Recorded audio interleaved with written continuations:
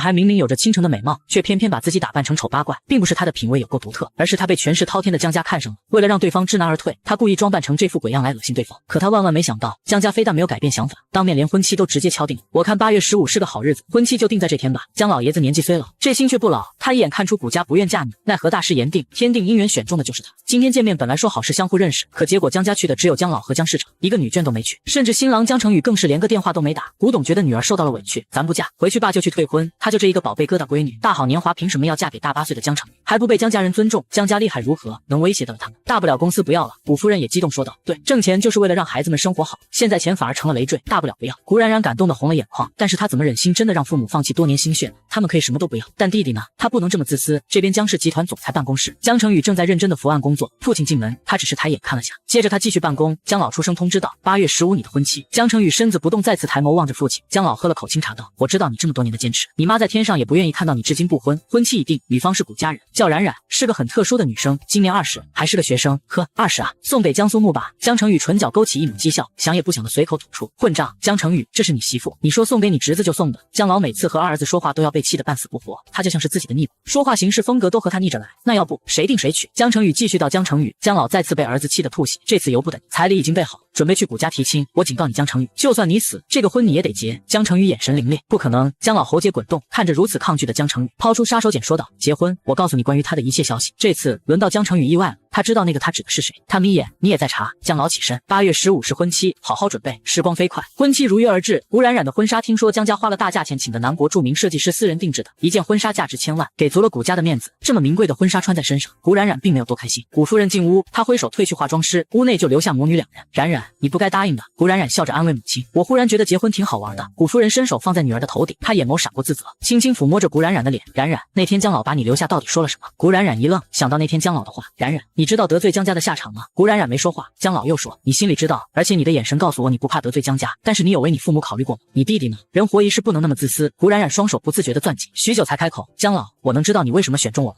江老笑了笑，他双目炯然有神，说起来也是可笑。等时机成熟，我定然会告诉你。古冉冉点点头，希望这个时机不会太久。你同意嫁给程宇了，条件是你不能下手对付我家，我爸妈创业不易。回过神，古冉冉望着母亲担忧的脸，佯装开心的笑道：“没什么，妈，其实江家很好的，家大业大，你跟爸爸别担心了。”另一边的房间，江老拿出一捆单页，还有一个 U 盘，这里有你想要的一切信息。江成宇伸手要去拿时，江老却收回去。婚礼结束来找我要。江成宇被父亲拿捏着住咽喉，他喉结滚动，起身穿上新郎服推门而出，一场婚姻就此开始。古冉冉提着婚纱，穿着不习惯的高跟鞋，一步步走向在等他的父亲。看着父亲微红的眼睛，古冉冉泛酸的心被他强压下。古冉冉挽着父亲的胳膊，抬脚走在花瓣铺成的路上。他远远的看了眼站在那里等他的男人，这是古冉冉第一次见到他。江成宇她的丈夫虽说都在东国记时，但两人却从未碰到过。倒是江成宇这个名字让他早有耳闻。江成宇28岁，事业有成，样貌清秀，他是东国经济之王，手握无数条经济命脉，多少人胆怯的对象，如今成了他的新郎。年纪轻轻却气场强大，生的一副眼孔让人面对他不自觉的紧张。此刻婚礼现场的他却像是从外出差回来，风尘仆仆都没好好拾掇自己就来结婚。结婚在他这里好似成了应付，看来他也不满意这个婚事啊。既然如此，那就一拍即合了。想到这，古冉冉嘴角勾起弧度。当晚古冉冉便跟着江家的人去了江家的老宅。一想到今晚是新婚夜，古冉冉无颜面对的闭眼，她紧张的咬着嘴唇，今晚该怎么办啊？婚房门被推开，她紧张的睁开眼，迅速从床尾站起，看到进来的男人，她紧张的吞咽口水。江成宇朝屋子里走来，朝着古冉冉走去。古冉冉惊恐的后退，那个咱俩熟悉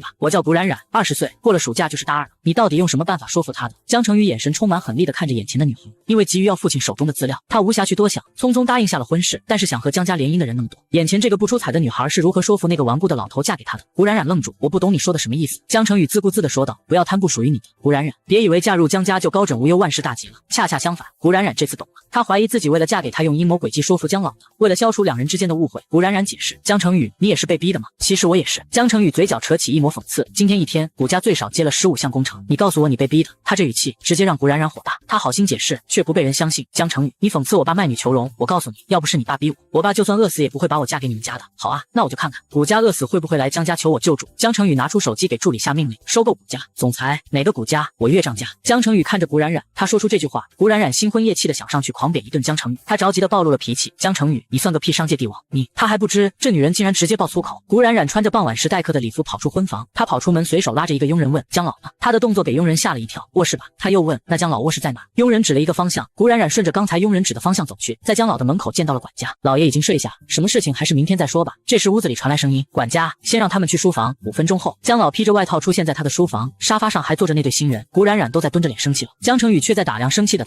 他眼神眯起，倒是不知道他得知自己要收购古家为什么第一反应是来找自己父亲，找我何事？古冉冉起身走到江老面前，江老，你答应过我的，江家绝不会对古家下手。江老看了眼在沙发上淡定坐着的男人，他了解二儿子的性格，心中已然知道了个大概。你先出去，我和成宇谈谈。古冉冉闹到这里，他还未说其他，竟然让他先离开。他不是讨人嫌的，但是事关他家，他不想做无谓的牺牲。嫁入江家，公司被收购；不嫁入江家，公司会破产。江老，如果你做不到你说的，那我也做不到我答应的。出去！江老发火了，古冉冉手握了下拳头，他转身出门，撤回命令，不许动古家。老爷子，你到底被他拿捏了什么把柄？江成宇问。江成宇，别让我说第二次，再让我发现你针对古家，别怪我不客气。少见父亲如此严肃，这勾起了江成宇的兴趣。我越来越好奇，你们之间有什么秘密了？他当着父亲的面给助理打电话，撤销了对古家的收购。江成宇起身道，别妄想我会怎么对他好，他不配。说完，江成宇离开了父亲的书房，出门他看到旁边靠墙一直等着的女子，古冉冉也看着他，清透眸子带着火苗和隐忍，他瞥了眼离开。古冉冉接着进入书房，江老，你说过我只要嫁进来。话都没让古冉冉说完，江老冷训，以后这件事在家中不许向任何人提及。古家的危机已经解除，成宇以后不会再这样做。他要离开时，古冉冉倔强地堵着江老的去路，空口无凭，你得给我立字据。说完这句话，管家都愣了，他这是不相信老爷的话，谁都不愿意自己的话被质疑，何况是高高在上的江老，一个小丫头片子竟然让他立字据。江老面色一沉，管家立马从中打岔，他知道老爷的脾气不好，担心老爷对新娘子发火，二少的媳妇就跑了。二少夫人，老爷向来说话算话，时间长你就明白了，既然老爷说会罩着古家，就绝不会办出伤害古家的事情，字据就没必要立了。你入了门，大家都是一家人，立字据伤人感情。管家说完，他眼神示意古冉冉不要再倔强的开口了。古冉冉接下了管家的好意，他没有继续说话，反而是江老怒气冲冲的离开书房，到了卧室，江老气道，若不是必须他，我江家又怎么会要这样的儿媳妇？管家也抚平江老的火气，您消消气，二少夫人年纪小，性子直，她嫁入江家别人不知道为何，我们还不知道吗？站在她的角度，也理解她的行为，毕竟她在今天前都是古家的孩子，二少爷新婚夜就要收购古家，他担心他的家人，自然急了些。这话也只是稍稍的抚平了江老体内的火气，派2个人去守着2人的房间，别今晚再发生其他的事情。古冉冉知道自己惹了江老不悦，但是他心中还是不放心，万一以后时间长，江家人记性不好，说话不算话咋办？但他知道不敢再去找江老了。正在走路时的古冉冉忽然听到楼下有争吵声，他好奇的去到栏杆边往下看，是江成宇，他要出门，管家和江市长在拦着他。二少爷，今晚是你的新婚夜，你理应和二少夫人在一起，新婚夜出门对新人不吉利。管家刚从佣人口中得知江成宇要离去，他赶忙来拦截。江市长恰巧出门也遇到成宇，20-30的人了，能不能不幼稚？冉冉是你娶回来的妻子，你要为他负责。今晚你走了，明天你让他在江家如何抬得起头来？大哥，我这场婚事我不知道内情，你还不知道吗？我只奉命结婚，不奉命洞房，别拦我，你们拦不住。江成宇欲要离开，江市长再次拦住他的路。冉冉在2楼看着你呢。江成宇侧脸抬头，看到一身小礼服正看着他的女孩子，他喉结滚动，接着一言不发越过江市长的身边离开江家老宅。他在用行动对古冉冉表明他对他的反感。如今古冉冉在江家，公公对他已经心生不喜，丈夫也对他视若无睹。他叹气疲惫地回了新房，屋子里满屋的红，与古冉冉来说就是讽刺。他整理了下沙发，不动屋子的其他东西，直接躺在沙发上边闭眸。夜晚，江成宇自己驱车来到了叶南别墅，这里才是他真正的家。平时他都是独居在此，停好车才发现门口坐着一个乱醉的女人，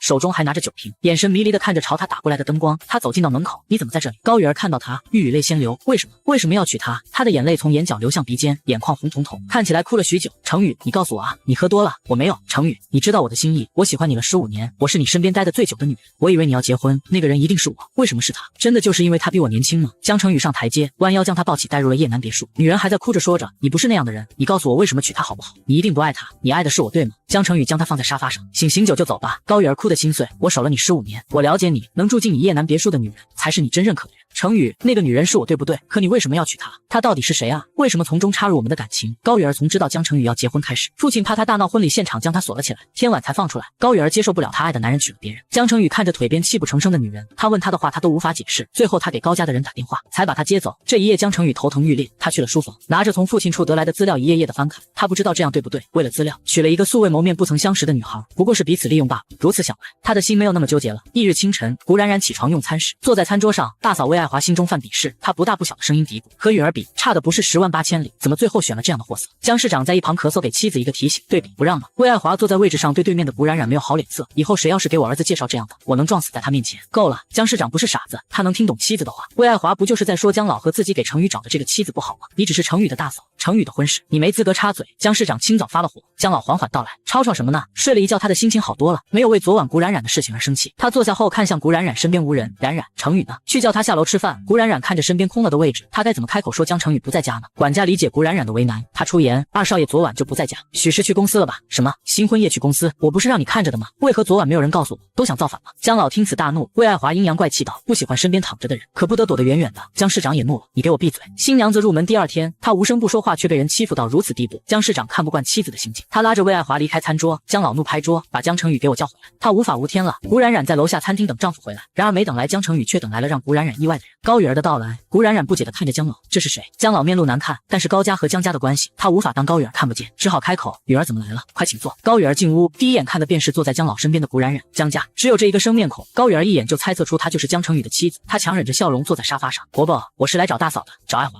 让冉冉去帮你喊。江老也是个处事方圆的人，高雨儿来了江家几十次，哪怕关系再好，他也从未让高雨儿上2楼过，活动区域都是1楼。在江老的心中，只有江家人才可以上楼。他的每次说话也拐着弯的表明了自己的立场，让古冉冉去喊，便是告诉高雨儿他是江家人。古冉冉心中隐约察觉到江老的意思，他聪明的起身，顺着江老的心思道：爸，那我上楼去叫大嫂了。这一声爸也让江老感到了舒服，随后他满意的笑着点头：去吧孩子。江老知道古冉冉懂他的意思了。听到高雨儿来了，魏爱华眼中一亮，看着古冉冉的眼神中闪过一丝愤恨，随即故意佯装说道：是雨儿啊，她应该是来找程宇的吧，她可是程宇的。哎，算了，程宇都结婚了，之前的刻骨铭心都让他过去吧。这话欲言又止的，古冉冉心底一下清亮起来，原来高雨儿是她丈夫的恋人。江老故意让她上楼喊魏爱华，就是为了告诉高雨儿她才是江程宇的妻子。古冉冉笑得云淡风轻，随即想到早上魏爱华在餐厅上对她的羞辱，古冉冉便想讨回一口气。她笑得苹果肌凸起，对魏爱华道：谁还没个刻骨铭心的经历？这可惜啊，都是没缘分造成的。这一局古冉冉胜，魏爱华脸色不善地越过古冉冉身旁，到了楼下。魏爱华故意问高允儿：你是来找程宇的吗？他昨晚就没在家。魏爱华知道如此问，公爹的脸上一定不好看，但是求胜心切的他还是问了，就为了让古冉冉难堪。高允儿也明白魏爱华的意思，他起身道：我知道程宇不在家，我们昨晚在叶南别墅。此言一出，屋子里静得掉根针都能听到，他昨晚和新郎官在一起，而新娘子却独守空房，被人笑话。在场的人心知这是高允儿对古冉冉的挑衅，她嫁给江程宇又当如何？新婚夜陪她的人是自己。古冉冉无动于衷，只是江老的脸黑了。魏爱华却笑得得逞：你们昨晚在一起，今天怎么没一块回来？他坐在沙发上，亲切地握住高允儿的手，询问江老不知昨晚到底如何。从高允儿话语中的意思，毫无疑问让在场的人都知道他才是昨晚和新郎共度一夜的人。他沉着脸问管家：江程宇呢？老爷，二少爷电话没打通。逆子。这时前院停下一辆古斯特，程宇关上车门进入老宅客厅。江老望着回来的人，还不等他开口，大儿媳魏爱华起身笑问：你看你昨晚都和允儿在一起了，今天一早还不和允儿一块回来，一前一后的，避什么呢？担心允儿在这里，我们欺负她不成？江程宇扫了眼高允儿，他又看向客厅中淡然坐着的古冉冉，仿佛这一切都和他无关，他还有心思在内心吐槽。果然说一入豪门深似海，良知从此是路人，他这还没入呢，情敌就上门了。女孩新婚当晚老公就夜不归宿，次日一早情敌还直接上门挑衅，可他淡然坐在沙发上，仿佛这一切都和他无关，心里还在吐槽。果然说一入豪门深似海，良知从此是路人，这还没入呢，情敌就上门了。但老爷子的脸已经黑得堪比煤炭了。管家送客，二少新婚第一天，他和冉冉要给他们的母亲上香，家中不便留外人。魏爱华连忙上前：爸，允儿又不是外人，怎么你也想离开江家？江老瞪着魏爱华问：想走，没人拦你。管家送客，管家走到高允儿面前：高小姐请吧。公然挑衅江老的魏爱华也被他的话吓到了。江老的脾气阴晴不定，或许一个不月他真的会将自己赶走。他不敢再留高允儿，高允儿还想让江程宇出言留下他，但是江程宇一言不发。他失落的离开，因为要对未来婆婆上香，穿衣服要有讲究。冉冉和江程宇上楼换衣服了，再次单独相对时，冉冉告诫自己：他不犯我，我不犯他，他若惹我必定奉还。你的出现让这里的空气都是难闻的。冉冉也不示弱，我还活在地球上，要不江总去外星球居住吧，省得我的味道把你熏死。古冉冉，我真不想看到你，你可以选择捐了视网膜，我发誓你这辈子都看不到我。虽说牙尖嘴利的女孩子不讨喜，但既然江程宇不喜欢自己，他也不喜欢江程宇，那何必热脸贴冷屁股？现在都过不好，以后更卑微。江程宇冷笑：原来这才是你的真面目。不对，我这是假的，我的真面目你不配看。冉冉说罢，撅着小脸仰头和江程宇对视，他把江程宇气到，他脸上明明是笑，但是冉冉却感到了寒冷。很好，我不配。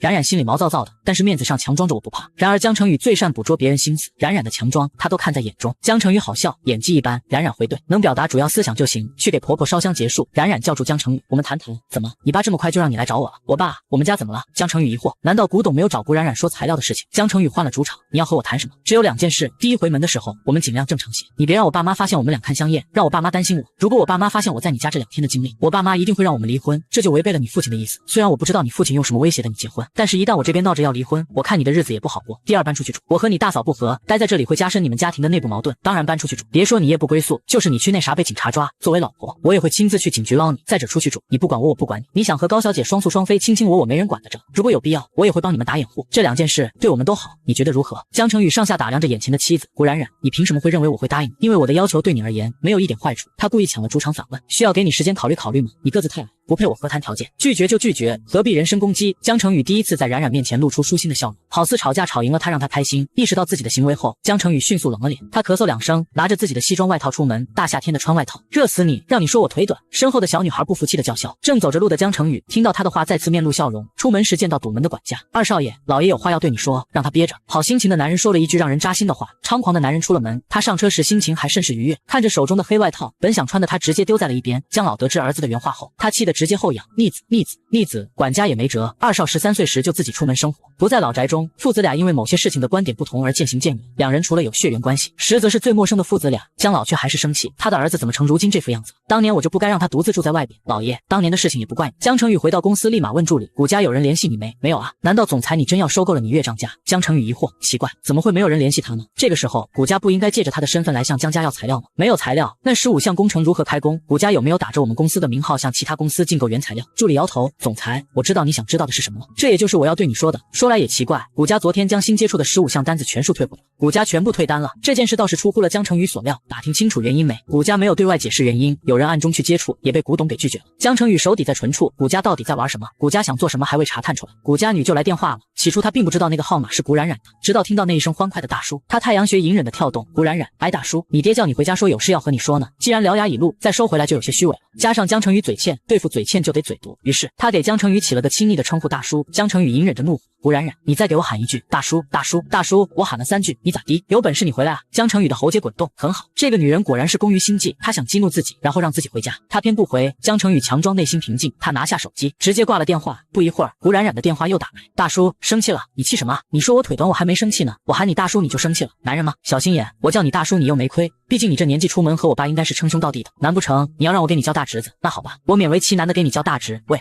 江成宇，喂，电话又被挂了。冉冉对着黑屏一边嫌弃一边自言自语，不会吧，这就是商界帝王，心眼小的针都插不进去，喊你大叔咋了？不知道自己年纪一大把了吗？我继续打，气死你！冉冉的夺命连环电话再次响起，江成宇直接挂，冉冉再打，这次直接无人接通了，靠，把我拉黑了。他回到江家老宅，拿起座机对着手机上江成宇的号码拨过去。这时江成宇刚到会议室，见到家中的电话，他接通贴在耳边，喂大侄子，你爸叫你回来谈话，嘟嘟嘟，一会儿又一个电话打回去。谷冉冉，你找死呢？江成宇，你怎么对你媳妇说话呢？江老怒声大吼，他刚下楼看到新进门的小儿媳妇一个人在客厅孤零零的坐着打电话，上前询问才知道在给江成宇打电话，原因竟然是为了自己。爸，我听到你有事要和成宇聊，但是他却走了，我就想让他回来听听，多乖的儿媳妇。江老触及到冉冉真挚的脸庞，还有他无辜的眼眸，江老看着他竟又多了几分的喜欢，而且这孩子这样做也是为了自己，他确实有话要对江成宇说。于是江老便主动给江成宇打电话，没想到刚接通就让他听到儿子暴怒的骂人，他火气蹭的一下上来，江成宇，你给我滚回来向冉冉道歉。冉冉被江老的大声吓得肩膀都缩了一下，他不由得好奇江成宇说的啥让江老怒火中烧，不知道那端地江成宇说的什么。江老沉脸言道，江成宇，姜还是老的辣，限你半个小时内出现在我面前。说罢江老气愤地挂了电话。冉冉，你等着，我这就让成宇回来给你道歉。冉冉摇头，不需要的爸，毕竟是他先欺负人在先的。不一会儿江成宇果然回来了，他一进屋就看到在江老身后躲着的他刚娶进门的小媳妇，在江成宇看来，这女人就是故意在父亲面前扮可怜的。冉冉见到他出现，再看他盯自己的眼神，心里突突的，万一他上前就解释自己给他叫大侄子的事情怎么办？冉冉灵机一动，立马笑脸迎上去，老公你回来了。江成宇看着变脸比翻书还快的谷冉冉，刚才又是大叔又是大侄子的，这会儿他就变成老公了，滚，老公我错了。冉冉认错态度良好，他低声下气的态度在前，不管一会儿江成宇如何说，他就咬牙死不承认就行了。江老却发飙，江成宇，你老子就教你这样欺负老婆的。江成宇一言没发，刚进屋就被老爷子吼了一句，他是个男人，不屑多嘴去告状，只是厌恶的甩开冉冉，有事说事，给冉冉道歉。江成宇眸子深沉的盯着冉冉，冉冉内心狐疑，我咋了？为啥要对我道歉？毕竟是自己先嘴毒惹的江成宇，冉冉不敢再待下去，于是他给这个话题快速结尾，夫妻是一体的，我老公不用对我道歉，爸你也别生气了，刚好他回来了，你们聊，我先回卧室。不等别人说话，他兔子属性的跑跳回了卧室。冉冉用了半个小时想明白了，在这个家不能得罪江老，严格意义上来说，江老是他的靠山，昨晚他的冲动幼稚已经惹了江老反感，如果今天让江老知道他给人家儿子叫大侄子，那完蛋了，他彻底将江老惹怒了。除了不能惹江老，江成宇这个人也不敢真惹怒了他，气气他就行了，如果将他惹火了，以后他的日子就是水深火热了。忽然江成宇推门而入，嗨，他笑脸相对，大叔。江成宇还从未遇到过如此之人，变脸如此之迅速，说谎不打草稿。江成宇抬手捏着冉冉的后脖子，啊，你搞偷袭。冉冉的后脖子被摁着，他的头也被迫摁着抬不起。江成宇你松开。冉冉也不示弱，抬起便掐着他的手腕，你松封手，你到底给老爷子挑拨的什么？我还没问你呢，你到底给你爹说我的啥？你爹让你向我道歉。冉冉头抵着抬不起来，他的手劲儿可不小，紧紧地掐着江成宇手腕上的一点肉，两人谁都不好受。在两人无法对证时，冉冉率先开口：这样你答应我上午的2个要求，我以后不叫你大叔或者大侄子，咱俩井水不犯河水，你走你的独木桥，我过我的阳关道，行不行？江成宇不语，为表自己的真心，他最先松开了手。我不掐你了，你松开我时就当你同意了。江成宇冷笑，你的脑子倒是聪明。他在拐着弯的让自己同意，他知道今日自己不可能一直这样摁着他，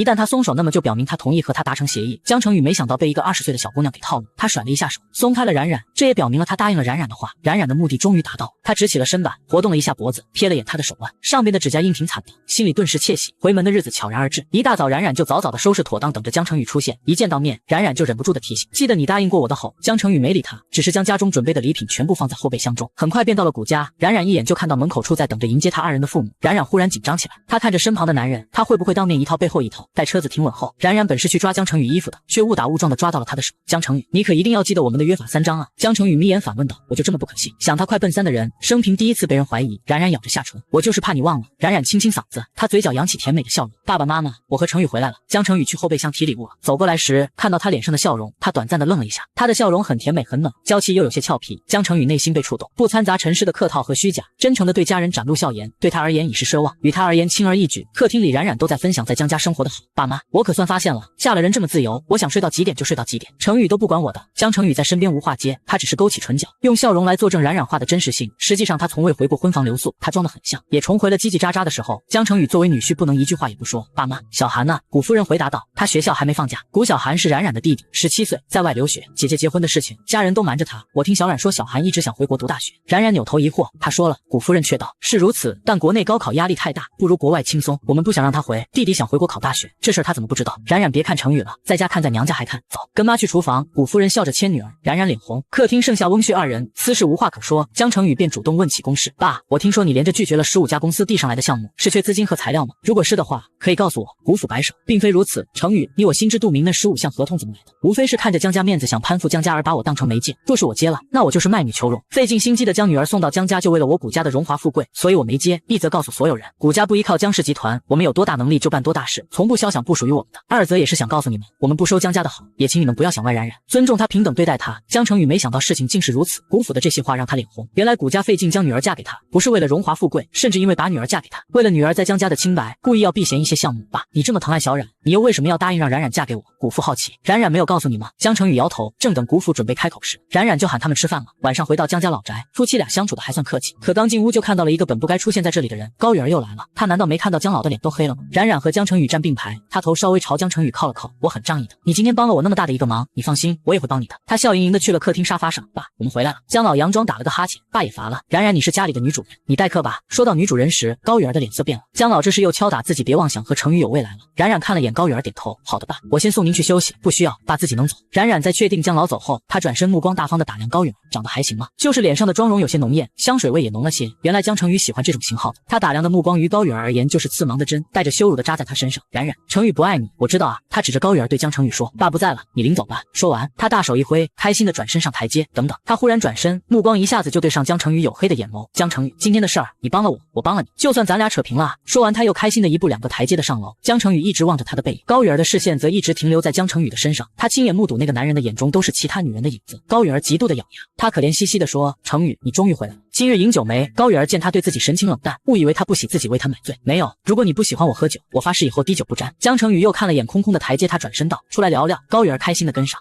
女孩被迫嫁入豪门，家里不仅有强势的老爷子，处处刁难的大嫂，捉摸不透的市长，还有误会重重的老公，家外情敌更是隔3差5上门挑衅。可女孩丝毫不在意这些，只要她家人能够平安无事，就连老公与情敌约会，她也心甘情愿帮忙打掩护。丁，绵绵冤家第3集来了。本集借原文18章。江成宇为高雨儿沏了一壶茶，冷情开口，别在我身上浪费时间了，我对你只有恩情，如果我们能在一起的话，早就在一起了。他说的话够清楚直白，相信高雨儿一定能听得懂。我的情况你都了解，我现在是个已婚男人，你以后再往我家跑着找我，对你对我对他都不好。倘若以以后有要紧事，就给家中的座机打个电话。听到那个他，高雨儿攥紧双手，脸色发白。是古冉冉吗？江成宇只是看了他一眼，没有回话。他哭着摇头，不，成宇，不是这样子的。你说你喜欢的是我，你怎么会对我只有恩情呢？你为了我救助我爸爸公司，为了我收购色奈集团，为了我新婚夜逃离去叶南别墅见我，我从未对你说过喜欢你这种话。这一切都是你的自欺欺人。救助你爸公司是为了感谢他当年对我的恩情，收购色奈是1年前就做的计划。新婚夜离开并不是因为你，不是的。成宇，那晚你明明承认你喜欢我了的，你爱的是我。高雨儿在江家大声的哭了起来。江成宇道，我从不和烂醉的人多说话。那天他喝醉了，他对他根本就不是纵容，也不是无声的承认他喜欢他，而是他厌烦和喝醉的人交谈。高雨儿的眼影哭花了。江成宇起身，屋外炎热，早些回去吧。江成宇上楼时透过窗户看了眼阳台处还在哭泣的女人，轻轻的叹了声气，接着面无表情的上楼。冉冉瞧见他回来很是意外，你不是谈恋爱去了，怎么这么快就回来了？江成宇眼神不善的瞥了他一眼，岂有白眼瞅我，就你长了双大眼珠子会白人。冉冉在他身后吐槽。院子里魏爱华外出归家，刚下车就看到在阳台处流泪的好友，他连忙上前，雨儿你怎么了？高雨儿见到魏爱华，他忙擦干眼泪喊道，大嫂你回来了。雨儿你怎么哭了？谁欺负你了？高雨儿捂脸告诉魏爱华江成宇刚才对他说的话，于是摇头道，大嫂别说了，是不是古冉冉？等着，我不会让你受欺负的。魏爱华迅速起身准备去找冉冉，高雨儿急忙拦住他，大嫂别去。对，我忽然忘了，今天是他和成宇回门的日子，应该不在家。魏爱华觉得自己冲动了，什么不好的都往古冉冉身上推。当他的自省还未结束时，高雨儿却故意让魏爱华误会，他已经回来了，刚才我见到他了。什么？真的是他？这个小丫头片子竟然欺负你，真是头顶江少夫人头衔就猖狂的不行了。大嫂你别去为我算账了，他不是个好惹的，他还打算……高雨儿说话吞吞吐吐的，他看着魏爱华的眼睛躲闪，他打算什么？魏爱华怒气问。高雨儿吞咽口水，刚才他讨好江伯伯，江伯伯甚至说他才是江家的女主人，还说大嫂你心胸太狭隘，不适合接管江家。魏爱华拳头握紧，当真如此？大嫂你千万别告诉他是我说的，我怕他对江伯伯煽风点火，以后我就无法来找你了。高雨儿看魏爱华的火气还没有将其烧到最旺，他故意又说，大嫂说句贴己话，她这样的女人真的不能留在成宇身边，她现在要把你的掌家之权夺走，可见她的秉性。由此可见，她日后是一定不会让你江苏木拥有江氏集团的股份了。高雨儿知道魏爱华的软肋，和魏爱华交友多年，知道魏爱华心中的梦魇便是江氏集团在江成宇的带领下日益壮大，公司的员工最老的一批尽数被换，都换成江成宇的人，有朝一日江氏集团被江成宇独吞，公司将没有江苏木的一席之地。高雨儿故意对魏爱华说出此话，以此来挑拨他和古冉冉的关系。大嫂，江氏集团是江家的，虽然我爱成宇，但是我不是个没良知的人。江氏集团成宇有份，大哥有份，江苏木是你江家长孙，他更应该有份。可是现在有了个他，大嫂，我已经被警告了，以后不受邀请不得入江家，你在家一定要万事小心。高雨儿挑拨完一番，他抹了泪痕，看似委屈的离开，转过身，他瞬间变脸，刚才啼哭的眼睛此刻充满了阴狠。他要利用魏爱华缴获的江家永无宁静之日，他要赶走古冉冉，让他在江家受人唾弃，让江老后悔当初选择古冉冉，从而赶走他。晚上用餐时，魏爱华阴阳怪气的开口，和你们说个趣事儿，今日我和陈太出门啊，见到了2个身份天差万别的狗，一条价值100万的贵族犬，还有一只土狗，身上一身跳蚤，浑身骚味。冉冉洗过手后，静坐在江成宇身旁，等着魏爱华后续的话。陈太的那只贵族犬啊，出门饿了，那佣人都随身带着上好的狗粮让他吃呢，他吃的可优雅了，这让路边的土狗瞧到了，他也去模仿陈太家的狗吃狗粮，但是他没吃过狗粮，那怎么办？刚好路边有一坨屎，就去仿着陈太的贵宾犬去吃屎了。本来没觉得有什么，可是我看到那条狗的模仿，忽然觉得一阵熟悉，哈哈，乐死我了。魏爱华的怪声怪气在餐厅的人都能感受到，他针对的人是谁？说来也巧，后来啊见到了那条土狗的主人，看起来也是一身寒酸，和那条狗一样让人嫌弃。我听那条狗的主人称呼那条狗骨什么，我当时差点听成骨了，毕竟这骨和蛊毒鹰一样。我就寻思这条土狗和冉冉有缘分呢，还想买回来送给冉冉呢。冉冉不是听不出魏爱华对他的讽刺，讽刺他土气就算了，竟然用姓氏来羞辱他。冉冉可不是忍者神龟，他深呼吸道，大嫂说话可真难听，你明明是个人，为何要当陈太家高贵的走狗呢？要当您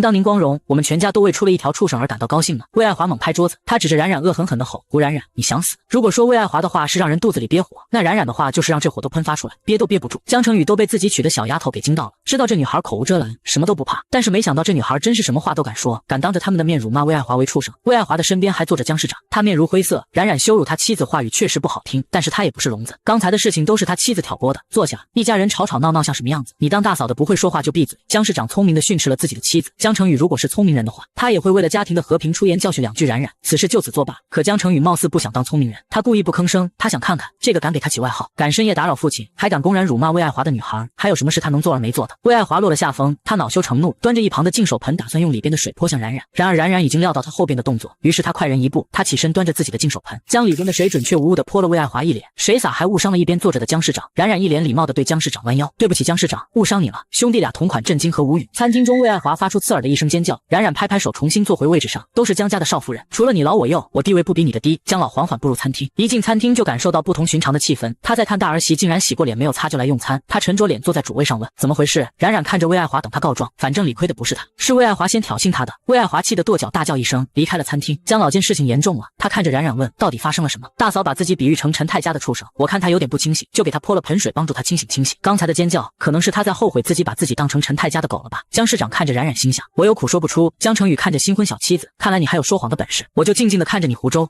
就是这样。冉冉对江老说，江老又看着两个儿子问，冉冉说的可是真的？兄弟俩对视，爸，我回去看看爱华。江市长起身没有回答，离开了餐厅。江成宇随后一言不发的也起身离开。冉冉一瞅，餐桌上就剩下他和江老了，于是他也起身，爸，我去追我老公了。江成宇转身，跟着我做什么？江成宇，我们出去住吧，我在你家再住下去，会把你大嫂、你哥，可能还有你爸都气住院的。江成宇瞧到女孩眼中的想逃离，他喉结滚动，只要你不把我气住院，其他人你随意气。说完，他起身离开。既然你好不容易才嫁入江家，又怎么不好好享受一下江家的生活呢？江成宇嘴角勾起一抹冷笑。餐厅江老沉着脸了解了事情的经过，他当真如此说。佣人点头，这是大少夫人和二少夫人的原话。你们都下去，将餐具撤了。众人散去，只留下管家在身旁。江老道，我刚觉得他招人喜欢，下一秒他就会办些令我厌恶的事。这个他，除了刚进门的冉冉没有旁人。管家道，老爷，我觉得此事有蹊跷。大少夫人虽然对二少夫人有成见，但是还不至于来羞辱二少夫人，她不会轻易说出这种降低身份的话。今日说了，想必是有什么事情发生，亦或者什么事情刺激到了她。而二少夫人的错在直接辱骂了大少夫人，确实不该如此。但换位思考，二少夫人是个孝顺的孩子，若非不孝顺，也不会被您威胁嫁入江家。但是大少夫人的话辱骂了她的家人，她生气也是人之常情，都有错，都需要深究。江老和魏爱华是20多年的公系关系，这20多年，他也早已将魏爱华当成女儿看待。当一件不好事情的发生，江老率先将错误都归咎于外来人口冉冉身上。毕竟当爹妈的谁会觉得自己的儿女有错？幸好管家在一旁一直提醒，才让江老保持清醒。江老吩咐，你说爱华受到了什么事情或者刺激，去查爱华今日都做了什么，见了什么人，说了什么话，胆敢让我发现有人蓄意挑拨，我一定不会轻易饶过他。夜深了，江家这一晚无一人用餐，冉冉肚子饿得咕噜咕噜在叫，他心知现在下去找吃的肯定会被怼，干脆饿过去等明天再说吧。他铺好沙发，拿着一个毛毯当被子，一个靠背当枕头，准备躺下入睡。忽然门开了，他瞬间从沙发上坐起来。江成宇，你今晚怎么回来了？毕竟结婚至今，他可从未在新房留宿过。江成宇意外地看了他一眼，又看着平展柔软的大床，他十分诧异。他放着大床不睡，睡沙发是欠虐吗？你为什么不睡床？新婚夜咱俩就闹了个不愉快，我若是在睡床，把你挤到沙发上，你不得恨得把我从3楼扔出去？我并未察觉出你怕我，我不怕你啊，那你为何怕我从3楼把你扔下去？高傲商界帝王竟然也有不解的时候。废话，我不怕，但是我怕缺胳膊少腿的啊，从3楼扔下去，不死也残，就算落个骨折也折磨人。忽然冉冉笑着从沙发上爬起来。江成宇，你这话的意思和语气，是不是说你以后晚上都不在这儿住？想得美。冉冉撅嘴，我就不信你会回来和我共处一室，你和我共处一室了，看你怎么和你的允儿解释。江成宇本想告诉冉冉他和高允儿之间无事，忽然他一想，为何要告诉他？你不会真就睡在这儿吧？江成宇眼眸朝他送了一眼，不回答他的话，径直去了浴室。冉冉看着他走，他气得打自己的嘴巴，你个臭嘴，激他干啥？他今晚不走了吧？呸呸呸！江成宇坐在床上认真的看着书，冉冉就一直躺在沙发上看着他。我好看吗？冉冉摇头，不好看，就是偏帅而已。那你看我作何？冉冉好奇问，你为啥不去书房睡啊？我有卧室，为什么要去书房睡？可你卧室里有我啊，你和我共处一室，咱俩都不清白了，咱俩都在一张证上了，你还想要什么清白？这话说的。冉冉咬唇，可是咱俩是有约法3章的，约法3章里有我不能睡我屋子吗？好像也没有。冉冉直起身板，江成宇，你不会对我图谋不轨，故意和我一个屋子睡的吧？收起你的少女心思，我对一个小屁孩没兴趣。冉冉咬牙，他能有什么少女心思？他就是想用这种办法故意激走江成宇，让他离开这个卧室。冉冉眼看是赶不走他了，他泄气的重新躺在沙发上，叹气，哎，以后少说话，一定的。一句戏谑话把江成宇招回来了。失策，他闭眼假寐，江成宇也不再和他进行幼稚的对话，他恢复自己的冷傲，看着手里的书。没过几分钟便会听到书籍翻页的声音，仿佛是个催眠曲。冉冉听得都快睡着了。第一次他感觉闭眼听书翻页是多么的惬意。翌日清早，两人一起下楼时，冉冉再次对成宇说，咱俩搬出去住吧，在江家每一次吃饭都像是上刑一样的难受，我考虑考虑。他两只手又不安分地拉着江成宇的袖口，一副讨好的语气说，别考虑了，出去住对我们只有好处没有坏处，你也不想一直在家看其他人的脸色是不是？你也不想被规矩束缚对不对？我在家没人敢给我脸色，而且在这里规矩也束缚不了我。说白了，他就是不搬出去住，故意让冉冉在这里住着，让他被魏爱华欺负。冉冉是个聪明人，一瞬间就明白了他的意思。江成宇，你是不是男人？我被人欺负，丢的可是你的脸，我不介意丢脸。江老昨晚晚到餐厅，大儿媳和二儿媳就开起火来，今早他可不敢再迟到，今早再站起来，家里都别想安宁了。于是江老今日也赶点出门，结果好巧不巧的遇到了在说话的新婚夫妻。他走近，你们在说什么呢？冉冉和江成宇同动作的侧脸看姗姗过来的江老，江老的眼珠子落在了冉冉抓江成宇的手腕处，江成宇也低头望着那个又攀附到他手腕处的两只小爪子，接着顺着那双手缓缓上看，和冉冉的眼神对视，他惊觉。冉冉迅速收回自己的双手，他双手背后乖乖巧巧地说，我不是故意的。江成宇冷淡瞥了他一眼，转身离开。冉冉和江老对视，他指着江成宇的背影，爸，我又去追我老公了哈。说完他快跑，再次跟上江成宇。江老看着二人离去的身影，他问管家，我刚才是不是又被忽视了？管家没有回答这个送命题，他聪明的换了个江老更感兴趣的话题，二少爷昨晚留宿在婚房，你说什么？江老惊讶，成宇昨晚和冉冉共处一室。管家点头，那我就明白了。江老看着两人已经消失不见的位置，怪不得刚才冉冉抓着成宇的手腕呢，原来如此。到了餐厅，江老坐在首位，他眼光好几次都看向了冉冉和江成宇方向，只见冉冉还在和江成宇叉叉叉的说个不停。冉冉从人性的道德层面给江成宇深度剖析了违背约法3章的人将会受到多么严厉的谴责。一番胡编乱造后，江成宇，你听我说了没？没有。冉冉小声道，当时我们约法3章了，其中有一条就是出去住，你不能仗着他是口头协议你就不遵守。江成宇说：“我答应你出去住了，可我又没答应你什么时候出去住。”冉冉被他气得没话说，气鼓鼓的，像个小河豚。江成宇看他被自己气到，他望着女孩，顺其自然的笑了。江老的眼睛瞪大，他来回看着冉冉和江成宇，这两人进度这么快，就睡了一晚觉。接着魏爱华和丈夫也来到了餐厅，刚才和谐的气氛瞬间消失，和谐被压抑取代。魏爱华昨日受了屈辱，加上丈夫晚上对自己的苛责，她对冉冉的意见更深了。冉冉见到他来，她立刻谨慎起来，因为她知道魏爱华不会放弃羞辱自己的机会。江成宇眼眸含笑，他饶有趣味地看着身边进入备战状态的女孩，他的目光倒是不隐瞒，竟然直接和魏爱华对视。江市长本着以和为贵的原则，他手在餐桌下摁着妻子的手，示意他别找事，越是让他隐忍，魏爱华便越气。古冉冉，成宇根本就不爱你，他爱的是允儿。江成宇正在看戏，没想到竟然牵扯到了自己，他眼神瞬间凌厉望着斜对面的魏爱华，冲动的魏爱华忽视了顿时黑脸的江老，只听冉冉淡然道：“既然爱的是他，那我老公为什么不娶她？说白了还是不爱她。”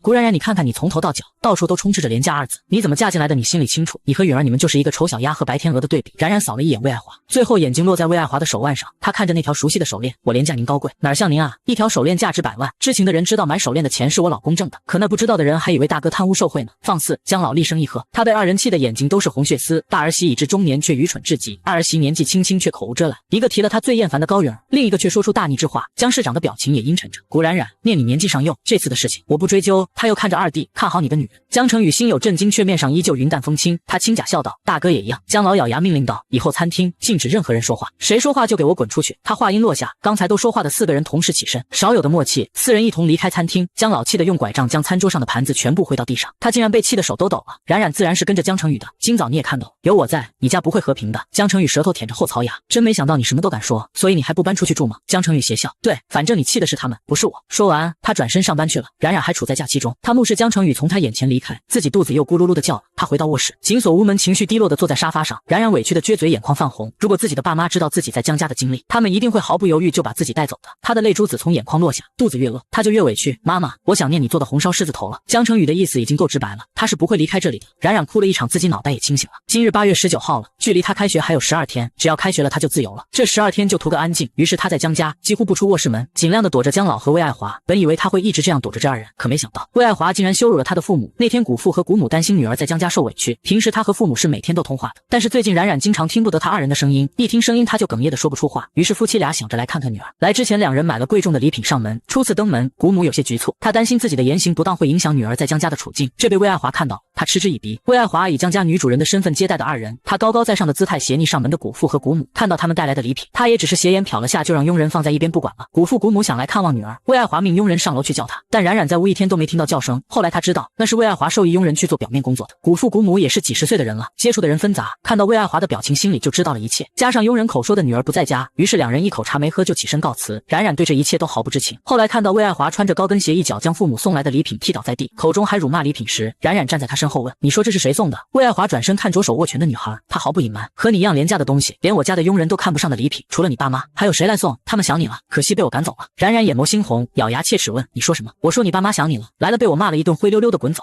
冉冉一拳抡到了魏爱华脸上，接着以一拳将魏爱华捶倒在地。女孩刚嫁入豪门3天，就和大嫂大吵5次，这次更是直接将她捶倒在地。所有人都惊呆了，魏爱华不会打架，她活了半辈子也从未经历过打架，现在自己被打了，面子丢尽了，她发疯了似的，又是咬又是抓闹的去伤害冉冉，不顾任何形象的大喊大叫。冉冉脑海中只有刚才魏爱华对她说的话，她受憋屈就算了，为了家人，她都违背自己的心嫁给不认识的男人，整日过得憋屈，可她保护的父母竟然也受了委屈。冉冉气得再一次将魏爱华放倒在地，她眼眶红着，泪水将眼前的视线浸染的模糊。江老慌忙的赶来，他指着厮打在一起的两人，快将两人分开。女佣人不敢去，正巧这时闻声赶回来的2个男人同时进屋，江成宇跑过去，上手直接抱着那个发狂打人的妻子。江市长也急忙牵起地上躺着的妻子，一脸担心询问：“爱华你怎么样？”江成宇低头看着怀中伤心落泪的女孩，她竟然哭了。江老用拐杖戳地板，他大吼：“疯了疯了，都疯了！”江老动怒，众人都知道要有人遭殃了。魏爱华的心腹立马对江老道：“老爷，是2少夫人先打大少夫人的，我们都在一边看着，我们都作证。”冉冉咬着下唇，她挣开江成宇的怀抱，双眸通红的望着他：“这就是你想看到的对吗？”他又对江老颤抖着声音说：“江老，我爸妈今日受委屈的事儿咱没完。”说完他看着地上被踢得倒地的礼盒，含泪提着几个箱子上楼回了卧室。江成宇见情况不对也跟着上楼。江老虽愤怒，但也听出了异常，亲家怎么回事？管家看着魏爱华道：“今日古先生和古夫人想念2少夫人上门来看望，是大少夫人接待的。”江老看着看着脸颊肿胀、胳膊被古冉冉打出青痕的大儿媳，你今日又做了什么？魏爱华看着公公眼中的怒色，他心颤了颤，没有说话。冉冉回到卧室，他将父母带来的礼品一件件擦干净，和自己的拉杆箱放在一个角落。江成宇随后进屋，他喉结滚动问道：“我就一天没在家，你和大嫂之间发生了什么？”冉冉抹去眼泪，直接无视江成宇去了浴室。而江成宇虽未做什么，却没来由的心虚。冉冉去浴室待了半个小时，最后出来时眼睛都肿了。期间江成宇一直在沙发上等着他出现。江成宇见他不想理会自己，他起身离开。江成宇到了楼下，叫住刚才率先发言的一名女佣，他居高临下的看着唯唯诺诺的女佣，他声音冷了几度问：“到底谁先动的手？”女佣紧张的结巴：“二少爷，真的是二少夫人先打的大少夫人。”江成宇警告：“别让我发现你往我的人身上泼脏水，代价没人能受得了。”女佣提心吊胆的，她被江成宇气势强压，差点给他跪下。江成宇直接去了监控室，将白天客厅里发生的视频全部调出来，从头看到尾。客厅中，江老也知道了事情的始末，他拿起茶几上的烟灰缸重力甩在地上，烟灰缸瞬间支离破碎，玻璃碴子弹到了魏爱华的脚边，他被江老吓到了。江老满腔的怒火却发不出一句话，他被大儿媳气得眼眸通红，呼吸也不规律。江市长见状，起身忙去安慰江老：“爸，爱华我来教育你，千万别气坏了身子。”爱华知道错了。江老失职指着魏爱华的鼻尖：“你明天跟我去谷家赔礼道歉。”“爸，我不去，要么去道歉，要么滚出江家。”江老此话一出，客厅的人为之一怔，魏爱华更是泪水流淌，气不能言。想到他将江家当为自己的家，没想到就因为一个嫁进门几天的新人父母就要将他赶出去，走就走。魏爱华也是气恼了，他转身跑了出去。江老气得后倒，直接坐在沙发上，他面容严肃，沉着一副面孔对大儿子说：“明日你随我去谷家道歉，是父亲。”江成宇看视频结束，一推开卧室门，就看到窗帘后鼓起的一个大包，不用想，只听声音也知道帘子后躲着一个人。冉冉在屋子让自己冷静了一会儿，让自己的声音听起来正常些，才给家中父母打电话：“喂，爸爸，我刚才回家听到有人说你和我妈今天来了，你们怎么走得这么早啊？都没等到我回来。”不知那边说的什么，古冉冉轻笑地说：“你说我老公啊，他对我极好的，今日还是他对我说的，如果在家无聊可以出门逛街。他本来说晚上下班接我一块回家的，但是我等不及就直接走了。我公公对我也很好，大嫂嘴巴虽然毒，但是对我也极好。江家的规矩繁多，多亏了大嫂一直在叫我，但是我又是个不爱学规矩的，经常把大嫂气得够呛。我大哥话少，看起来严肃，其实心底也极好。爸爸妈妈你们放心吧，我在这儿过得挺好的，你们不要平添担心，过几天我就回家看你们。”江成宇听古冉冉将他家中人说了一个遍，他感到前所未有的羞耻，一个快30的人去欺负一个刚满20的小姑娘，他感到了自己卑鄙，也替自己家人脸红。古冉冉和父母又聊了2句，他挂了电话，他掀开帘子出来，就看到沙发上坐着的男人。“你什么时候回来的？”刚才成宇对着冉冉的小脸，他说不出狠话，他起身拿着手机上的视频走到冉冉面前：“看看吧，事情并不像他说的那样，虽然他对你父母有不尊敬的地方，但不至于像他口中那般辱骂你父母，命人驱赶他们。”冉冉没看视频，他扬起小脸怒目对着成宇：“你在为他开脱护着他，我犯不着，论关系你才是我娶的妻子，要护也是护着你。”江成宇拿起冉冉的手，将他手机放在他的手心，但是事情的原本你得知道。魏爱华哭着离开了江家，他出了江家大门，转身看着没有追出来的丈夫，更加咬牙切齿，都是古冉冉，要不是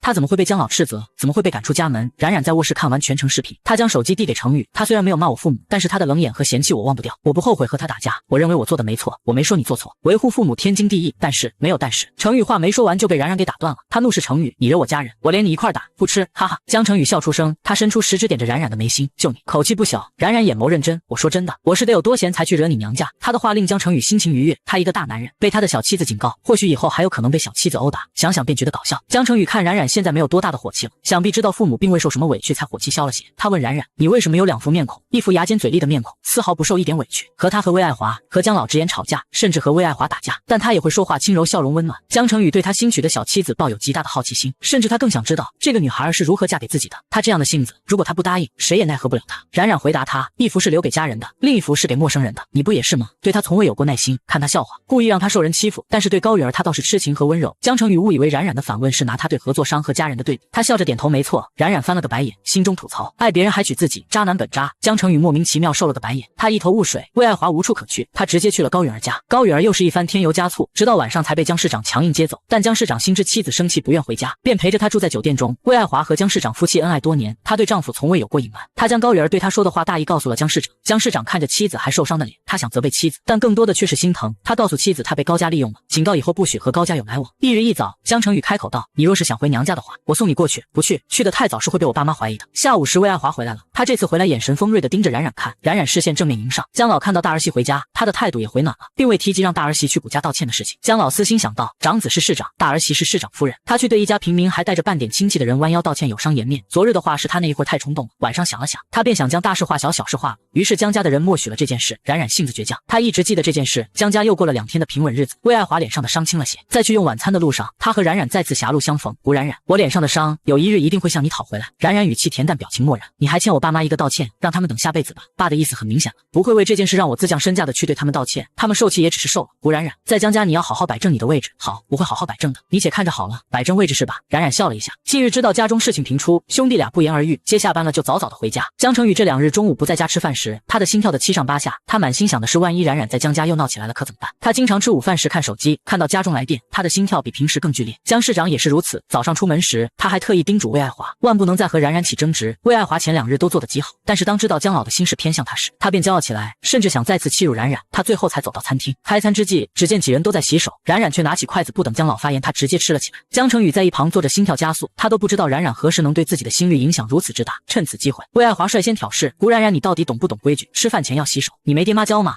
冉冉将筷子拍在餐桌上，他抬眸盯着魏爱华，大嫂，是不是你脸上的伤快好了？你就忘了疼？不提这个还好，一提这个他就来气。魏爱华控制不住火气，他怒然起身，指着冉冉的鼻子：这个家有你没我，有我没你。我看大嫂上了年纪，火气如此大，想必是到了更年期。去年我奶奶更年期期间喝的静心口服液还挺管用的，我推荐大嫂也买1箱回来喝喝。冉冉的话将魏爱华气了个够，江市长恨铁不成钢的闭眼，每次妻子找冉冉茬，反而最后都被他给羞辱，但他还不长记性。在魏爱华准备破口辱骂冉冉时，主座的江老发声音了：够了，古冉冉，给你大嫂道歉。我道什么歉？是他先辱骂我在先。江老见不得冉冉梗着脖子和自己吵，你看看自你进门起，家里每天乌烟瘴气，还不收敛一下你的秉性？古冉冉，我纵容你够久了。冉冉嗤笑：纵容？我谢谢你的纵容，不过我不稀罕。古冉冉，你到底懂不懂何为尊敬？尊敬的前提要尊重。我且问问，你们尊重我了吗？江老反问。怎么没尊重？哪里尊重了？冉冉的反问让江家的人没人回答上来。片刻，江老脸憋得通红，他一字一句念叨：江家祖训。长为礼，你既是江家人，便给我遵守这条祖训，对你大嫂道歉。魏爱华看着冉冉被江老训斥，他脸上爬满了得意。冉冉看着他，他拳头紧握，忍着火气对魏爱华道：对不起。江老的火气渐收，魏爱华笑容爬满脸。但是大嫂何时对我爸妈道歉？既然江家祖训，长为礼，那我问问大嫂何时履行这条祖训？休想！你妈比我还小，让我去道歉不可能。江家祖训，长为礼，这个长难道不是长辈长者吗？我既已嫁给江成宇，那我父母便和江老是姻亲关系。他们虽然不如大嫂年纪大，但是辈分却和江老同辈。论辈分，大嫂应该唤我父母为伯父伯母。上次我父母登门，你羞辱了他们，那大嫂岂不违背了江家祖训？冉冉看着面色黑如炭的江老反问：爸，我说的对吗？他故意给江老难堪。江老暴吼一声：都给我滚！冉冉已经和江老撕破脸皮，他现在什么都不在乎，就在乎那点脸面。他又问了一遍：爸，我刚才说的话可有错误之处？我让你滚！冉冉拳头握紧，他第3次要问时，管家对佣人使了个颜色，立马有佣人压着冉冉将他拽出了餐厅。冉冉出了餐厅，里边的气压低到了极致，魏爱华呼吸都刻意的压制，江成宇却在安静的屋子里手指有节律的敲击桌面。江市长提醒：成宇，你去看看冉冉。江成宇眼眸看了眼餐厅门口，又看着餐桌上的各位，他笑了一下说：打狗还得看主人呢，欺负我妻子，这不是在打我的脸吗？他的眼神过于凌厉，盯得魏爱华不敢和他对视。大嫂，我说的在理吗？魏爱华不说话。江成宇又问：刚才我看你羞辱我妻子挺有劲儿的，怎么到我这儿成哑巴了？魏爱华抬头：成宇，那是他活该。江成宇看着江老问：不知道我江成宇的岳父岳母当不当得起市长夫人的一声道歉？江老出言提醒：成宇，她是你大嫂。江成宇讽刺的笑出声：呵呵，真好笑。您老忘了，冉冉是我妻子，你让我为了大嫂去委屈我妻子，我江成宇就这么窝囊。江成宇淡定地对魏爱华道：江家祖训，长为礼，大嫂切莫忘了，身为江家人遵守江家祖训，除非你不是江家人。他笑得邪魅，让魏爱华心中大惊。说完阔步离开餐厅，他上楼找冉冉时，却发现这女人竟然不在屋中。他拦着佣人冷言道：二少夫人呢？二少夫人刚才哭着跑出去了，我们不知道二少夫人哪去了。江成宇走到户外，他转了一圈没找到冉冉，又躲到哪里哭去了？他看了一圈，最后不寻找了，就让他在外边哭吧，哭够了就回来了。他又给助理打电话，重新购买一处房子。江家他看真不能待下去了，本是想让魏爱华欺负冉冉来着，到最后却是冉冉气回去。现在江家越待越乱，每日他上班心思都在家中，为了根绝此事，现在立刻必须买房子搬家了。他对叶南别墅有私人感情，他不希望不相干的女人住进去。做好此事，他只剩下等冉冉回家将要搬出去住的事情告诉他。可他等到了夜里9点还没有冉冉的影子，他给冉冉打电话，却发现他的手机在沙发缝中响了。冉冉出门没带手机，意识到这一点，江成宇开始出门寻找，找了许久也没发现人影子，于是他又去了监控室。冉冉下午被佣人拉出去后，他挣脱佣人的拉扯独自外出。他走出江家大门，距今已经4个小时了。以他的性子，若是受了委屈，一定不会回娘家，那他会去哪呢？眼看着时间一点点的过去，他有些紧张。一个小女孩家深夜不归家，可千万别出什么事。他出去寻人也是大海捞针，盲目寻找。这边冉冉独自跑出来后，才发现自己手机和钱包都没带。为了不让父母担心，他只好去找他的好朋友。和好友在一起时，冉冉忘记了自己已婚的事实，一直玩到深夜。他却不知江家的人此刻都在四处找他。江成宇等不下去了，时间越晚，冉冉还没有踪迹，他心开始不安。于是他给自己的手下打电话，让他们在 Z 市的大街小巷寻找。他又给自己的好友打电话寻求帮助。打算睡觉的白晨接到好基友的来电，啥玩意？古冉冉是谁？你有媳妇了？媳妇还跟人跑了？于是，在江成宇挂了电话3分钟后，他的另外3个兄弟从异国纷纷打来电话问他：成宇，我听说你媳妇跟人跑了。江成宇，我忍。兄弟，你咋会遇到这事儿呢？按说你魅力也不低啊，咋刚结婚媳妇就跟人跑了呢？江成宇深呼吸，如果不是此刻需要白晨，我一定会把他的嘴缝上。动怒了，动怒了！一国的男公子断定好兄弟老婆跟人跑的事实。成宇，我现在去东国陪你。这个时候，身为好友是需要在身旁陪着他度过这段黑暗的日子，美其名曰陪兄弟度情关，实则看兄弟老婆长啥样。到底是怎样的女人敢给江成宇戴绿帽子？江家却找冉冉找了一宿，江老都惊动了。他沉着脸坐在沙发上，手越捏越紧。现在埋怨冉冉已是徒劳，江成宇也一夜没睡，等着冉冉次日回家。次日中午，冉冉打听好一切，才踌躇的回江家。在江家家门口。他看着那扇大门，深呼吸，给自己做心理准备。昨晚一夜未归，回去免不了的一通训斥。昨日在家中发了大飙，今日回来时他也冷静了许多。他劝自己一定要忍住火气，千万别再发火了。她的出现让一直闭眸养神的丈夫忽然睁开眼，侧脸望着从烈日中走进门的妻子，冉冉的局促紧张没有逃过他的眼球。程宇放下胳膊，他在沙发上调整了一下坐姿。冉冉在门口顿了半分钟，他抬脚朝客厅走去。夜不归宿，没有消息，谁给你的胆子敢如此做？姜老说是在反抗我吗？姜老瞠目切齿，他的样子吓到冉冉了。爸，我昨天去我朋友家了，去了后发现手机忘带了，就没和家里说，别叫我爸。姜老怒吼，冉冉抿嘴，他没敢继续说话。姜老原先憋了一肚子的火，甚至火大的时候想让冉冉和二儿子离婚，但是看到他乖乖站在那里等着挨批的表情，他想到管家一直在一旁的提醒，终是自己硬要将他扯进来的。胡冉冉，你知错吗？姜老眼神锋利盯着冉冉，魏爱华全程一言不发。此刻他自然知晓姜老是在火头上，他不敢去招惹，不过他想知道胡冉冉会不会为他昨日的事情认错。江成宇也看着他，昨晚他冲动离家一夜未归，今日他也想知道冉冉会不会又杠起来。我不知错。冉冉果然没有辜负江成宇对他的期望，他的回答和江成宇料想的一样，倔得四头牛。他的回答毫无疑问惹怒了隐忍的姜老，那就去禁闭室面壁思过，知道你知错再出来。他叫来管家，指着一个方向说，带他去面壁思过。管家在一旁劝和，怎么你也想反抗我？姜老怒目对视一旁温和的管家，管家语塞，他只好带着冉冉去禁闭室。冉冉料想过自己会被教训，但是没想到自己会被惩罚，还是关禁闭，他心中苦笑。到了关禁闭的地方，管家看着强装坚强的女孩，二少夫人，你去和老爷认个错，这个禁闭就免了。谢谢管家的好意，但是我依旧认为我没错。冉冉抬脚跨入小黑屋，女孩刚新婚就被大嫂处处针对，本以为尽量躲避就可相安无事，可大嫂还是步步紧逼，公公更是偏心到家，这次不管3七21，直接给他关禁闭。女孩心中苦笑，抬脚跨入小黑屋，转身自己有骨气的将木门给关上，屋子里瞬间陷入黑暗。冉冉抬手在墙上摸索，他找到了屋子灯的开关，手指轻轻一摁，小黑屋的一盏灯泡亮起，他盘脚直接坐在地上，幸好这个屋子还没那么热，他有些累了，于是背靠着墙闭眼静坐。这边客厅中，江成宇起身，刚才够给你们面子，现在他不在，我和2位强调一下，胡冉冉是我妻子，尊重她就是尊重我，若是2位觉得我妻子在家碍了2位的眼，我带她走便是了。魏爱华不敢招惹江成宇，他开口，成宇，这次的事情你全程在场，你心知此事谁对谁错。江成宇斜睨说话的人，他对如何？你道歉吗？他错又如何？大嫂难道指望从我口中听到我老婆的不是？说完，江成宇冷傲开口，简直妄想。他离开客厅去了外部，径直走到平时关江肃穆的小黑屋处，他拿起锁看了看，接着对旁边守着的佣人开口，开门。冉冉在屋里突然睁开眼，是江成宇的声音，他来干什么？佣人，二少爷是老爷让二少夫人关禁闭的，没有老爷的允许我们不敢开。江成宇嘲讽的笑了，那以后就让你们老爷给你们发工资吧。他朝后退了一步，对着那扇门一脚踹开，冉冉被这一脚吓得哆嗦，他屁股朝旁边移，不让门伤到自己。江成宇进入，看着朝里躲的少女，这么想待在这里？不想。冉冉摇头，不想就给我出来。江成宇在门口等着冉冉，冉冉看着他不太敢动，你不出来难道还想让我帮你收拾行李？行李去哪？江成宇等不及了，他进入小黑屋，弯腰拽起地上的少女，牵着她的胳膊带着她离开小黑屋，重回客厅。冉冉和姜老相遇，他定住脚步，姜老也看着他，他气得眼白憋出红血丝。江成宇，这就是你说的给我面子？他刚关禁闭，还不到10分钟，他儿子就去给人救出来。江成宇喉结滚动，让你给他关禁闭已经是给你面子，哪怕是关了几分钟那也是关了。他说完拽着冉冉上楼，傻愣子冉冉心有疑惑，江成宇和他爸不和。到了卧室，江成宇松开手道，不是想搬出江家住吗？现在收拾东西，今晚离开。冉冉诧异，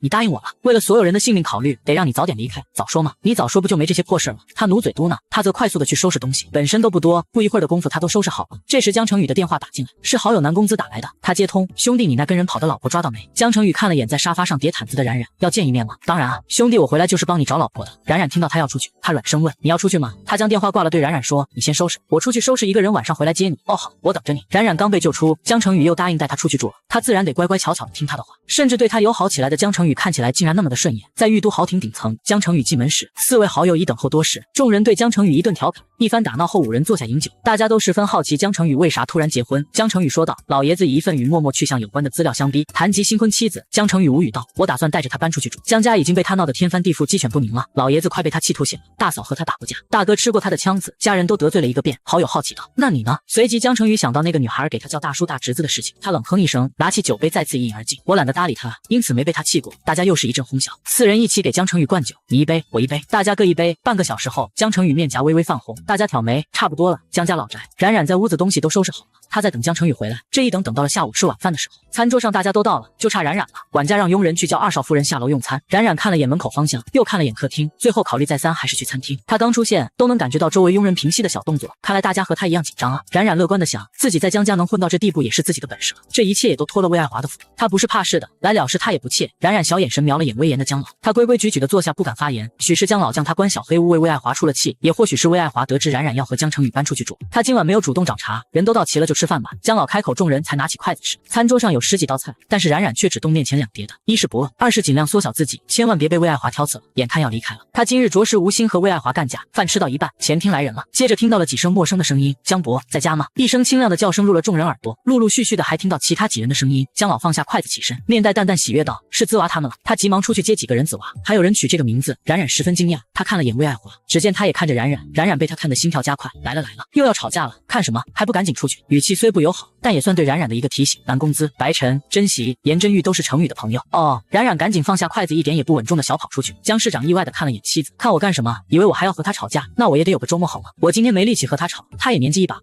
哪有小姑娘们有精力？每次和冉冉对架之后，自己都需要好久才能消化。这些天他气的大姨妈都推迟了，是得给自己放个假。加上冉冉要离开姜家，没人给他争夺地位，他看冉冉也和颜悦色了些。他内心的小九九，就算他不说出口，身为丈夫的姜市长，他见惯了形形色色的人，又岂会不知？他忽然说了句：“这样也好。”大家都清静。前厅，冉冉看到了醉酒的丈夫被2个人搀着，另外2个人上前和姜老打招呼：“姜伯，我们都是回来祝程宇新婚快乐的。”他都没告诉我们。南宫姿说这一声和刚才子娃的声音很像。冉冉知道了他的身份，南宫姿。那剩下3个怎么区分？一个叫珍惜，一个叫颜真玉，还有一个2个字叫什么来着？冉冉费力的想。白晨开口，看着在想名字的冉冉，他肩膀轻撞南宫姿肩膀，小声嘀咕道：“看那个小丫头是不是？”南宫姿眼神也朝姜老的身后扫了一眼，视线落在冉冉身上，他小声和白晨说：“看起来不太像啊，这还是学生吧？学生怎么能结婚？”姜老离得近，他尴尬的咳嗽一声，接着转身对着冉冉慈眉善目的喊道：“冉冉，过来，我给你介绍一下。”冉冉走上前，他乖巧的立于姜老身侧，乖巧听话的他让姜老又满意了。这位是南宫姿，潮州南宫家第13代继承人，他旁边的那位是白晨，白政委的3子，搀着程宇的2人分别是颜真玉和珍惜，我们几家都是世交，他们也都是程宇的朋友。接着姜老才对几人介绍他身旁的女孩，这位就是姜程宇醉醺的状态下，他眯起眼睛看着乖乖的妻子，不等姜老介绍完，他问：“我不在家，你又气人没？”冉冉心里吐槽，她家老公真会给她面子。姜程宇没听到冉冉回答，他霸道的问：“说话，今天又气谁了？我替你出气。”客厅陷入诡异的安静，原来醉酒后的姜程宇是这样的，包括他的4个好兄弟都震惊了，都扭头看着醉酒的好兄弟。大哥，是你媳妇气人，你为什么还要替他出气？冉冉眼珠眨呀眨，可爱的摇摇头，我很乖，才没有气人。这下不等姜老介绍，众人也都知道面前懂事听话的女孩是好兄弟那离家出走的老婆，可是这也太小了吧，看起来就是个学生。南宫姿道：“姜伯，冒昧的问一句，他成年了吧？”这个问很冒昧。姜老咳嗽有些剧烈，冉冉知晓姜老的尴尬，他开口：“我20了，正常结婚。”接着他自我介绍：“你们好，我是姜程宇的妻子吴冉冉。”姜程宇醉得有些头懵，他腿有些软。魏爱华和姜市长姗姗到来，魏爱华是已婚多年的妇女，她刚到便看到其中的不妥，饶是不情愿，她也走上前，在冉冉的身边提醒，去搀着程宇。冉冉疑惑的转身，双眼发呆，眼神似在问为什么。魏爱华觉得眼前的女孩吵架一个顶俩，打架一个顶仨，可到了为人做事上，10个冉冉也不顶她一个。片刻，冉冉终于意识到，她去搀着姜程宇是她身为一个妻子该做的事情。她呲牙，自己竟然没意识到。她小跑到珍惜和颜真玉面前，看着中间的丈夫，她伸出双手，不知道该怎么下手。颜真玉和珍惜似乎是故意想逗冉冉，2人同时松开手，姜程宇的身子前倾，直接倒在冉冉的怀中。哎呦妈呀！冉冉被他的一撞，她下意识的后退2步，稳定自己的身形。听到他的话语，周围的人偷笑，连看不惯他的魏爱华嘴角也勾起。姜程宇一条胳膊搂着冉冉瘦弱的肩膀回卧室，姜老也急忙出声：“冉冉，你带着程宇先回去。”冉冉沮丧：“爸，我扛不动他。”管家，帮一下二少夫人。姜老出声，管家上前欲要搀姜程宇，怎料他一手甩过，他一个人就够了。冉冉欲哭无泪，他一个人咋能够吧？这男人是不知道自己喝醉后身重像是一座山吗？姜程宇不知道他小媳妇的小心思，他只是将冉冉当成个会移动的柱子。他扶着冉冉的肩膀朝电梯处走去，费了好一番力气，冉冉可算将男人领到了屋子里。他一手搂着姜程宇的腰，将他朝床上引。当将他放在床上时，连带的他的重量也将自己给带滚在床上。冉冉毫无征兆的身上压了座大山。姜程宇，你占我便宜是不是？压死我了！你快滚下去！姜程宇发现趴着睡觉似乎比躺着更舒服，就是身下有个叽叽喳喳的麻雀，一直说话让他烦躁。闭嘴！我就不闭嘴！姜程宇，你压的是我，你把我压死，你得偿命，知不知道？冉冉余下的话没说，他整个人都处在被雷劈的状态中，被亲了。冉冉的心不规律的跳动，似乎要跳出来。姜程宇，他和冉冉的视线对视，他的眼眸没有刚才那般混杂，此刻清晰透彻，仿佛他没醉一般。冉冉想到刚才的一个吻，瞬间脸红，你故意的。姜程宇喉结滚动，一个翻身，冉冉在看床上躺着的丈夫已经闭眸在睡了。冉冉拍拍胸脯，心中庆幸，幸好他是喝酒了。他将人直接扔在床上，自己跑出门，听到关门声，床上的男人瞬间睁开眼，这次他眼底的清澈不是骗人的。躺着的男人从床上坐起来，刚才的冲动他自己都愣了，当时只感觉身下一软，怀中多了个软无骨的抱枕，他抱起来很舒服而已，可是怎么会忽然亲上去？姜程宇头疼，他手扶着额头，拇指揉揉太阳穴，怎么回想他都不知道为何会亲他，亲一口就算了，还把他嘴都吸红了，他的形象啊，难道这就是男人喝醉后所谓的乱性？冉冉在台阶后深呼吸，让自己的心跳趋于平静，接着他走出电梯间，去接待和送别丈夫的好朋友们。众人走后，冉冉路过魏爱华时叫住他：“谢谢你。”一码事归一码事，他帮了自己，冉冉就要道谢。魏爱华鼻孔出气：“你还会道谢？你帮了我，我就道谢，但不代表咱俩之前的账勾销。”卧室内，冉冉在端向丈夫的脸，她伸出食指戳戳姜程宇的脸：“喂，你醒了没？”姜程宇闭眸不搭理她，睡着了。冉冉的语气竟有丝丝喜悦，她看着熟睡的姜程宇，嘴巴发出啧啧啧的声音：“我妈说，男人喝醉后就像个死猪一样叫不醒。”起。哎呀呀，没想到吧，你这头死猪落到我手里了。冉冉伸出手去捏江成宇的脸颊，我捏。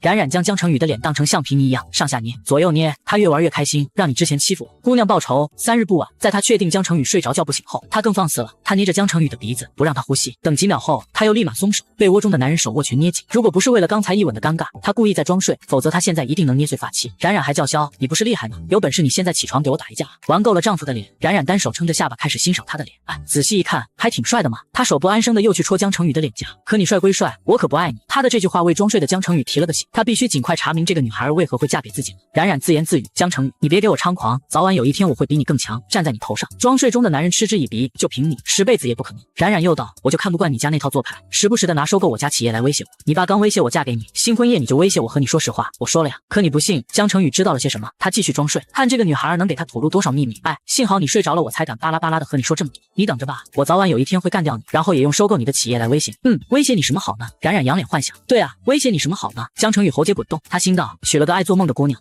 冉冉惊吓的站起来，他指着江成宇的喉结，你喉结动了。江成宇，冉冉晃晃男人的身子，你起来，我都知道了，你就是在装睡。江成宇不动，冉冉皱起眉头，他不上当还是真的睡着了。在他快忍不住时，屋子里响起敲门声，冉冉手迅速收回，他冲门口问道，谁啊？二少夫人是我来给您和二少爷送晚餐来了。冉冉哦了一声，他小声嘟囔，刚好我也饿了。他跑去开门，床上的男人松了一口气，他睁开眼睛看着天花板，这个女人趁他睡着叫他死猪，还捏他脸，捏他鼻子，碰他喉结，还做梦企图收购江氏集团，幻想以后威胁自己，真是年少轻狂，不知天高地厚。冉冉打开了卧室门，他接过盘子，对着佣人礼貌道谢。他看着3宿2荤，开心的搓手，终于要厚掉我肚子了。江成宇也确实乏了，他调整好姿势，闭上眼睛开始真正的休息。夜晚10点，江成宇一觉睡醒，酒劲散了，他从床上坐起，才发现屋子里有淡淡的灯光，沙发上的女孩抱着手机就睡着了。本来是今晚要带着他搬家的，没想到自己被那4个人合起伙来灌醉了。他们的目的就是为了来江家看冉冉到底是何方神圣，若不将他灌醉，想必他是不会让冉冉见这4人的。他掀开被子下床去洗手间，冉冉听到动静，他从沙发上惊醒，他扭脸看着睡醒的男人，你醒了？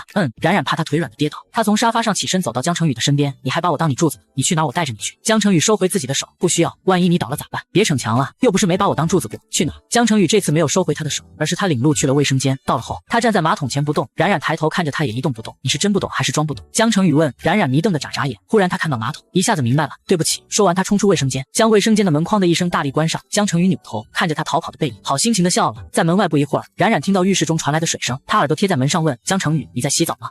你晕不晕啊？需不需要我找个人来帮你？不晕。冉冉和他客套了一下，那你有需要了叫我一声，喊你来给我擦背吗？江成宇逗弄小妻子，接着卫生间的门被冉冉踹了一脚，这一脚似乎想踹在江成宇的身上。我喊咱爸来给你擦背。他坐在沙发上，心中犯嘀咕，这男的喝醉会不会断片啊？如果断片还好，可如果不断片，一会儿见面两人就尴尬了。冉冉仰头感叹，初吻没了。江成宇从浴室出来后问，我怎么回来的啊？你不知道？冉冉的眼眸带着好奇和探究。江成宇装出一副头疼的样子，忘记了。冉冉眼眸一转，太好了，原来断片了啊。他不怀好意的想。接着冉冉努着小嘴说，怎么回来的我不知道，不过你喝醉后发酒疯在客厅唱黑猫警长的歌了，你还让我们给你当观众，你唱完歌我们还得给你鼓掌。江成宇无语。冉冉误以为江成宇不敢置信，他强调，真的，不信问咱爸。你唱完还很有礼貌的给我们鞠了一躬。江成宇唇角微勾。冉冉借口去楼下给成宇倒水喝离开。到了客厅，冉冉看到魏爱华，他顿住脚步。魏爱华看到他也愣了下，两人心照不宣，都怕和对方掐起来。偏偏两人的目的地是一样的，在饮水机旁，两人无声的各自接各自的水。明天什么时候搬走？魏爱华视线看着出水口，他话语沙沙，没了白日的邻人模样。冉冉道，得看江成宇什么时候酒醒。魏爱华接好了水，他拧上瓶盖对冉冉说，走了就不要回来，江家该给成宇的1分都不会少，但是女主人只有一个，那就是我。你想和我争，还太嫩了。我们和平相处，即使互相看不惯，但起码能维持表面和谐。若是你敢贪心，将江氏集团独吞，我不会就此罢休。你说了半天，说的是啥？冉冉听得云里雾里，不懂。魏爱华笑得讽刺，你不是想踩在我的头上，做江家的女主人？你们夫妻俩独吞江氏集团。他捧着江成宇的水杯，目光坦率对着魏爱华，我可没想和你抢江家女主人头衔，别给我乱扣帽子。还有江氏集团的事情，那是你们江家人的，和我可没关系。我从未想过和你争过任何东西，别被你的被害妄想症给骗了。冉冉，你忘了你曾经欺负柔儿时说的话了吗？我欺负她？冉冉指着自己惊讶的反问。魏爱华道，我知道成宇优秀，你们女孩子都喜欢。你在柔儿面前作威作福，口出狂言欺负她，还声称要把江家女主人的头衔抢走，怎么到我面前就不承认了？冉冉是个有误会就必须掰扯清楚的人，他拉着魏爱华道，这件事必须解释清楚。我现在终于明白，你前些日子为什么总是看我不顺眼找我茬了，感情中间有小人在挑拨你我。冉冉年纪轻轻却不怕事，他眼神透露着坚定，我可以对你发誓，我从未说过要当江家女主人，更没有说过独吞江氏集团，甚至对高玉儿小姐从未多言二话。若我说谎，我就不得好死，也请大嫂告诉我，高玉儿小姐是如何告诉你我这些话的？魏爱华看着严肃的他，俗话说一个人的眼神是骗不了人的，他从冉冉的眼中看出了他的真诚。他忽然想到那晚在酒店，丈夫对自己说自己被高玉儿给骗了，偏偏他不信。那天你回门后，当天下午你在外边和柔儿说的什么让他哭了？那天是是我找的他。江成宇从后方出来，大嫂，小冉和高小姐见面不过3次，3次我都在场，他从未和高小姐有过争执。那天回门实则是我在对高小姐谈话。魏爱华仰头看着江成宇，怎么会是你？对，是我。他对我的感情想必大嫂心知，但我已经有了家室，是小冉的丈夫。那天我对高小姐的话，便是劝她别在没结果的人身上浪费时间。冉冉侧脸抬头看着身边的丈夫，对，我记得那天爸让我处理他，我就把爸轰走后，把时间交给你们俩了。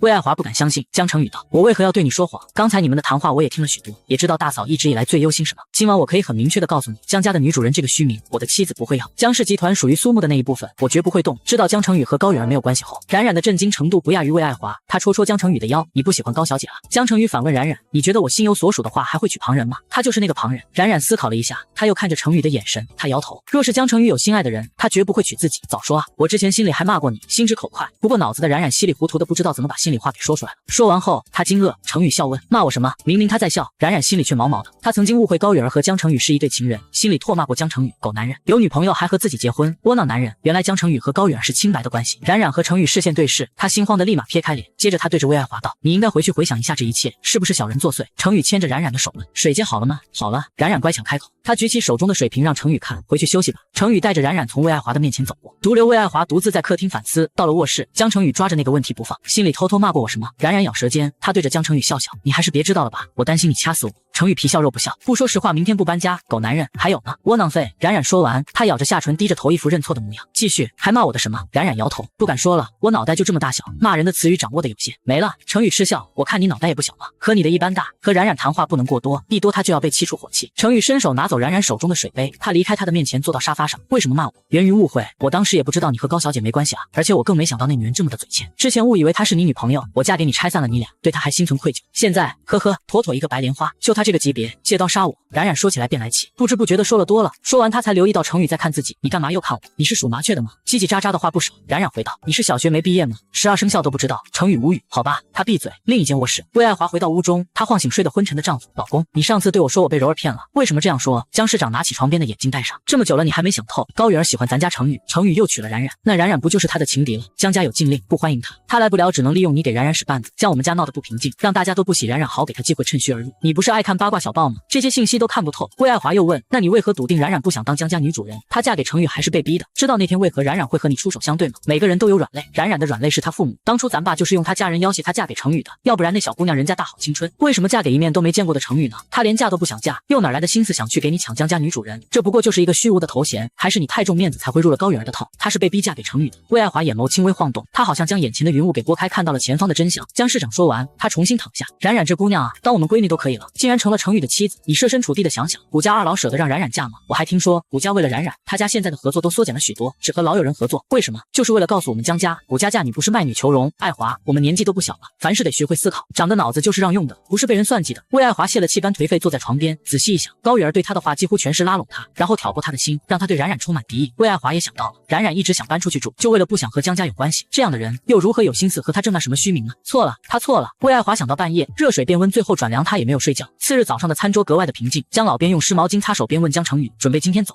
吃过饭去收拾个东西，我带着小冉便离开。江老问住哪里？新买的公馆。江老点头，他看着冉冉，一副长辈的口吻叮嘱，去了别自由过了头，没事和成宇多回来看看。爸，你是还没被我气够吧？冉冉要走了，他心情甚好，于是开起了玩笑，我以后定期会回来专门气气爸。江老并未因为冉冉的话语而生气，他笑出声，你还敢说？这日早上，魏爱华一言未发，吃过饭，两人打算走时，佣人一路小跑的进屋报喜，老爷、大少爷、大少夫人，苏木回来了，我儿子回来了。魏爱华的脸上浮现笑意，他朝门口跑去迎接。冉冉看门口的架势不小，想必是江家的阔绰江公子回来了吧？江老对冉冉道，你和成宇结婚的时候，苏木在海外旅游没回家，刚好你趁此机会见见苏木。冉冉点头，他挺想看看魏爱华的儿子长什么样的。江成宇却淡淡道，皮孩子一个，不认识也行。冉冉摇头，我挺想见见的。晨阳下站着一位褐色发丝的男孩，戴着耳钉，手指还戴着戒指，大拇指处还有着纹身。魏爱华看到儿子真是又爱又想，他拍儿子的后背，快回屋，你爷爷在家里等着呢。哎，对了，你小叔结婚了，他妻子也在屋子里，一会儿别吓到人家。啥？我叔在家？江苏木的第一反应不是江成宇娶妻，而是江成宇在家。他怕江成宇已经是老鼠怕猫那般地步了，知道他在江苏木，下意识的想逃，把小起，全家都宠他。偏偏他的小叔是头魔鬼，见到他便训斥，没人舍得打他，但他却被小叔一个滴溜扔飞。怕啥？你这次没做坏事，你叔不揍你。屋内，冉冉听到户外熟悉的男生沉默了，这个人的声音，他说什么也忘不掉。苏木是叫江苏木吧？江老点头，是啊，你们俩还是一个大学呢，开学你们直审两人可以一起。冉冉眼睛快速眨巴，他神情古怪的说了句，他可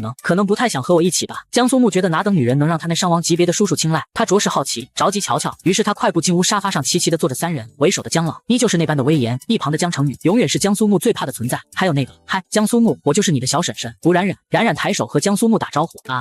江苏木看到古冉冉在，他像是土拨鼠似的叫声不止，似乎是见到了什么可怕的东西。冉冉笑容灿烂，同桌你好。还刚新婚就把家里搞得天翻地覆，老爷子被他气得要吐血，大嫂被他直接捶倒在地，就连市长大哥也得吃他的枪子。好不容易熬到老公投降要搬家，可突然之间又蹦出一个大侄子，而且还是10年的同桌。苏木开开心心的回家，没想到第一天竟然惊闻噩耗。噩耗1小叔在家，噩耗2古冉冉在他家，噩耗3小叔娶了古冉冉，他的苦日子以后要来了。屋内的人都懵了，姜老率先开问：冉冉，你和苏木是同桌？冉冉点头。小学的同桌，小学、初中、高中都是同桌。苏木欲哭无泪的补充。冉冉笑笑，是啊，是一直都是同桌。程宇见到妻子的陪笑，他眉头紧皱，妻子和侄子同桌了10几年，小学3年级2人初次做同桌。江苏木在学校猖狂的称霸王，当他和冉冉坐一起时，他便开始使唤冉冉擦桌子、整理抽屉、写作业。你敢不替我写？等着爷爷的拳头招呼你。冉冉说：你想打我？怎么的？不服？于是冉冉起身踩着凳子上去，就是一拳头挥到江苏木的头上，趁着他发懵之际，揪着他的发丝将人摁倒桌面上。你想使唤我？给你脸了。那是第一次苏木被冉冉揍，在他那天真的童年里留下了深深的阴影。那之后他负责给冉冉擦桌子、整抽屉外加写作业。初中他个子猛增，瞬间有了巨大的自信。他想起孩童时期的耻辱，要想讨回来，于是去找冉冉打架。结果不过5秒时间，他被 KO 在地。后来还是班主任将他送去了医院。没过2天，苏木坐在冉冉的身边，又开始了他为妻小弟的生活。第3次大家是正儿八经的比试，是在高一，他自认还是学了些本事的，打到一个不到他胸口的女孩子不在话下。谁知冉冉从幼稚园就开始去跆拳道学习，这些年他早就是黑带了。那一次，苏木请了3天的假在家休养身子，开学后又灰溜溜的转去了冉冉的班级，继续开始了他为期3年的小弟生活。终于到大学了，终于熬过头了，他喜极而泣。大一的美好生活让他忘却了自己，忘记了大魔头冉冉。然而命运给他开了个神奇的玩笑，让冉冉成为了他的小婶婶，这让苏木如何能接受的？冉冉知道苏木心里回忆自己的霸道经历，他也没想到从小欺负到大的男孩子竟然是赫赫有名的江家独苗，还成了他的侄子。看来我和江家人的缘分是一早就注定了。冉冉突然说，这句话吸引了程宇的全部注意。她嫁的人是自己，为何说和侄子做同桌时就缘分早注定？江程宇看侄子的眼神变了，滚过来坐好，重新认识你婶婶。苏木不愿意过去，叔，你别娶她，她就是一个霸王龙，我砸你了，和我做同桌我对你不好吗？将老将孙子叫回去，你和爷爷在一起，你叔不敢拿你怎么样？冉冉视线一直在苏木身上，她笑眯眯地问江苏木，原来你害怕我老公吗？在家人以为冉冉说的是害怕，而在苏木听来，她说的是害怕。刚才意气风发冲天豪气的少年，此刻胆小如鼠地坐在江老身边。一上午的时间，说是冉冉和江程宇要搬走，但因为苏木回来，2人只好暂定下午再搬走。吃午饭时，苏木对冉冉使眼色，同桌10年默契养成，他一个眼神冉冉便知道他想干嘛。冉冉寻了个机会偷偷去台阶处，苏木见家中无人，留意到2人，他牵着冉冉的手腕朝江家的后院走去。这一幕被2楼的男人看得清清楚楚。程宇看着侄子和妻子跑开的方向，他喉结滚动，眼眸也变得不再温和。他装作若无其事的下台阶，朝着后院方向走去。到了后院的小黑屋处，冉冉甩开苏木的手，侄子，我现在可是你婶婶，你和婶婶要保持足够的距离，我审你大爷。古冉冉，你怎么会嫁给我叔那男人？冉冉大笑，你现在不应该求我把你在学校的糗事不告诉你家人吗？苏木烦闷至极，你说你嫁给谁不好，嫁给我叔，你叔怎么了？苏木在冉冉的耳边说悄悄话，真的。冉冉震惊的瞪大眼，他双手捂嘴，你叔真的？苏木点头，我偷听我爷爷说的，嘘，别对外说，我是看在你是他媳妇的面子上才对你说的。冉冉点头，放心，这种大事我当然不会对外说。2人头碰头栽在一起窃窃私语，身后的男人站在烈阳中，双手插都望着2人。那个古冉冉，别告诉我家人你3次把我打倒的事儿，放心，我会给你留面子的。再说我对你家人说，就你那个妈还不得把我杀了？苏木看着烈阳下站着的小叔，他不敢相信，揉揉眼睛，定眼仔细一瞧，真是他的小叔。古冉冉，我叔站在太阳下看我们干什么？冉冉眼睛眯起看向丈夫，估计是晒太阳补钙吧。有道理。程宇看不下去了，他手伸出口袋走近2人，明明此刻是炎热夏季，但2人却感到一阵寒气。江程宇沉着脸，语气不善问，海外没把你晒过瘾，回到家还要出门晒太阳，叔你不也在晒太阳补钙？程宇看着冉冉，还有你注意分寸，他是你侄子。同桌2人同时语塞。说完，程宇拽着冉冉的手离开后院，冉冉被拽得一个踉跄，他差点跌倒，程宇直接拦腰环抱着他推着走。到了餐厅该吃午餐了，程宇一刻都不想多停留，妻子和混账小侄子相处可不是好事情，我们不在家吃了，直接去住的地方。江老开口，急什么急？苏木刚回来，我们一家人吃个团圆饭，今天中午不许走。冉冉距离江程宇最近，他感受到男人的不正常，自己弱得不说话。不一会儿，苏木慢悠悠地晃荡到餐厅，他拿着筷子准备吃饭，右手大拇指上的纹身吸引了母亲的注意。魏爱华指着儿子的手问苏木，这是怎么回事？你怎么能学坏孩子呢？妈，纹身那不叫坏孩子，我这叫社会。魏爱华看向程宇，程宇，你说说江苏木，我们管不住他。苏木看到江程宇的视线，他立马将自己的手背后，叔，我大了，你说我年满18，别让我看到你手上的纹身，要么手剁了，要么纹身去了。苏木哭丧着脸，他看着冉冉，希望这个新婶婶家同桌能帮他言说几句，而冉冉一头雾水，你看我干啥？你叔让你剁手的不是你婶。程宇又道，3分钟时间，若是去不掉，我找人来帮你。别，1分钟就可以。苏木沮丧着脸，他去了趟洗手间出来时，手上干干净净，没有一点纹身的痕迹。这时江老又开始数落孙子的外形了，男孩子你戴个耳环娘不娘？娶了，爷爷，这叫时髦潮流，年轻人都这样。苏木辩解，江老道，程宇，你管管。程宇看着苏木，一言不发。叔，我20岁了，你说超过18你不管我的。苏木做最后的挣扎。江程宇高冷地望着侄子，想让我说第2次，苏木不敢反抗，老老实实的将他的耳环给取下来。江老满意说，这还差不多，看起来来像个学生。江市长最看不惯儿子头发总是五颜六色的，这次又不知道是个什么色，总之不是黑色。头发染黑了去。江成宇问苏木，让我说3次。苏木揪着自己的发根，叔，这个头发是真的，我就算染回黑色也得去理发店，能不能吃过饭我下午就去染啊？3个小时内我要见到你头发是黑色。好的，明白。江老对成宇说，下午再走，你不是还要3个小时内检查苏木的头发？你现在走了就没人能收拾了他。魏爱华今日一直为和成宇夫妻说话，今日刚一开口便是挽留，要不别走了。成宇留在家里还能帮我降一下苏木。妈，你吃你快吃，儿子给你加肉。苏木快速的堵住母亲的嘴，大魔王叔叔、小魔王同桌两人要走都走，要留自然是都留的。苏木内心只想让他们走，麻溜的走。下午行李都装好了，就差苏木的一头褐色毛发。成宇眼神不悦的盯着侄子，什么时候去换头？苏木面对亲叔，小心脏扑通扑通的直跳。叔，你能不能先走？我今天给你保证，我一定染成黑色。江总已经不耐烦了，管家，去把剃头推子拿出来。叔，我现在去。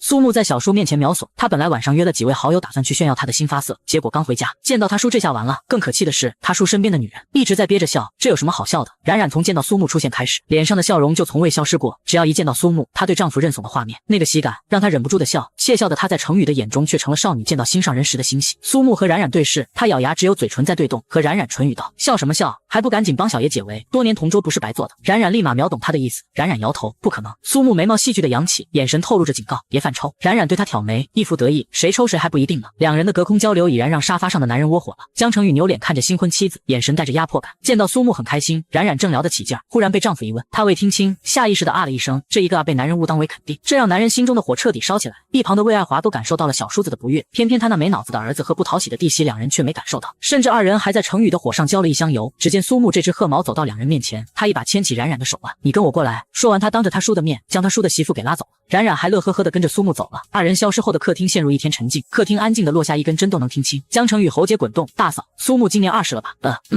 但是成宇他还小。魏爱华察觉到成宇想收拾儿子，江成宇扭头看着二人消失的背影，年纪不小了，该娶妻了。魏爱华嘴角抽搐，他说出这句话，脸一点都不红。消失后的二人出现在了后院的草坪上，苏木将手机塞到冉冉的手中，你赶紧的快点，天黑前我得把头发颜色染回来。冉冉拿着手机放肆的大笑，江苏木，你也就这点出息，脸都丢尽了。苏木一股不服气，但想到小叔叔那个人，他不敢表现出分毫。他站在草坪上，双手插兜，摆出自认最帅气的 pose， 这姿势怎么样？迷人吧？他自恋的问给他拍照的女人。冉冉拿着手机疯狂给苏木拍照，他喊换一个姿势，再不拍以后就没这个机会了。江成宇站在窗边看户外的年轻人嬉闹，冉冉脸上的笑容是他自嫁入江家来从未有过的开心。来人，把江苏木押回来，剃光头。魏爱华在一旁被吓到，江成宇竟然来真的，他忙上前求饶，成宇，你听嫂子说啊，苏木知道错了，我以后教他，你别真给苏木头发剃了，他可是你真侄子。江成宇眼神坚定，看着外边刚才嬉闹的二人，其中一人已经被家中的佣人压着一条胳膊推着他往客厅走。喂，干啥？我就拍个照，我拍照发朋友圈证明我真的敢染头发。不是，你们抓我干啥？你们怎么不去抓捕冉冉啊？苏木为自己鸣不公，冉冉拿着他手机对他吼，江苏木你咋这么不要脸啊？我冒着大太阳给你拍照，最后你还让佣人抓我，真是3天不打你上房揭瓦，4天不踹你就认不清自己的地理位置。他拿着手机跟着进入客厅，你信不信我把刚才的照片都删除？别，那是我的命。江成宇黑着脸，他指着凳子让他坐下，给我摁住了。管家用推子给他头发全剃了。什么剃光头？玩真的？叔，我错了，我现在去染发。冉冉可是个记仇的主，刚才苏木让佣人压自己，他可是记仇了。此刻他幸灾乐祸，老公就把他头发剃了，给他一个教训尝尝。魏爱华瞪了眼冉冉，这就是个戳事精。江成宇却因为他的一个称呼心咯噔了一下，他扭头看着乐祸幸灾的妻子，竟从他那气人精的小妻子眼眸中看出了期待。一旁的魏爱华情急之下说道，成宇，你刚才还说要给苏木找媳妇呢，你把他头发剃了，那他太丑了，人家姑娘看不上他，那媳妇一试就泡汤了。苏木惊恐地看着小叔叔，腿下的打颤。叔，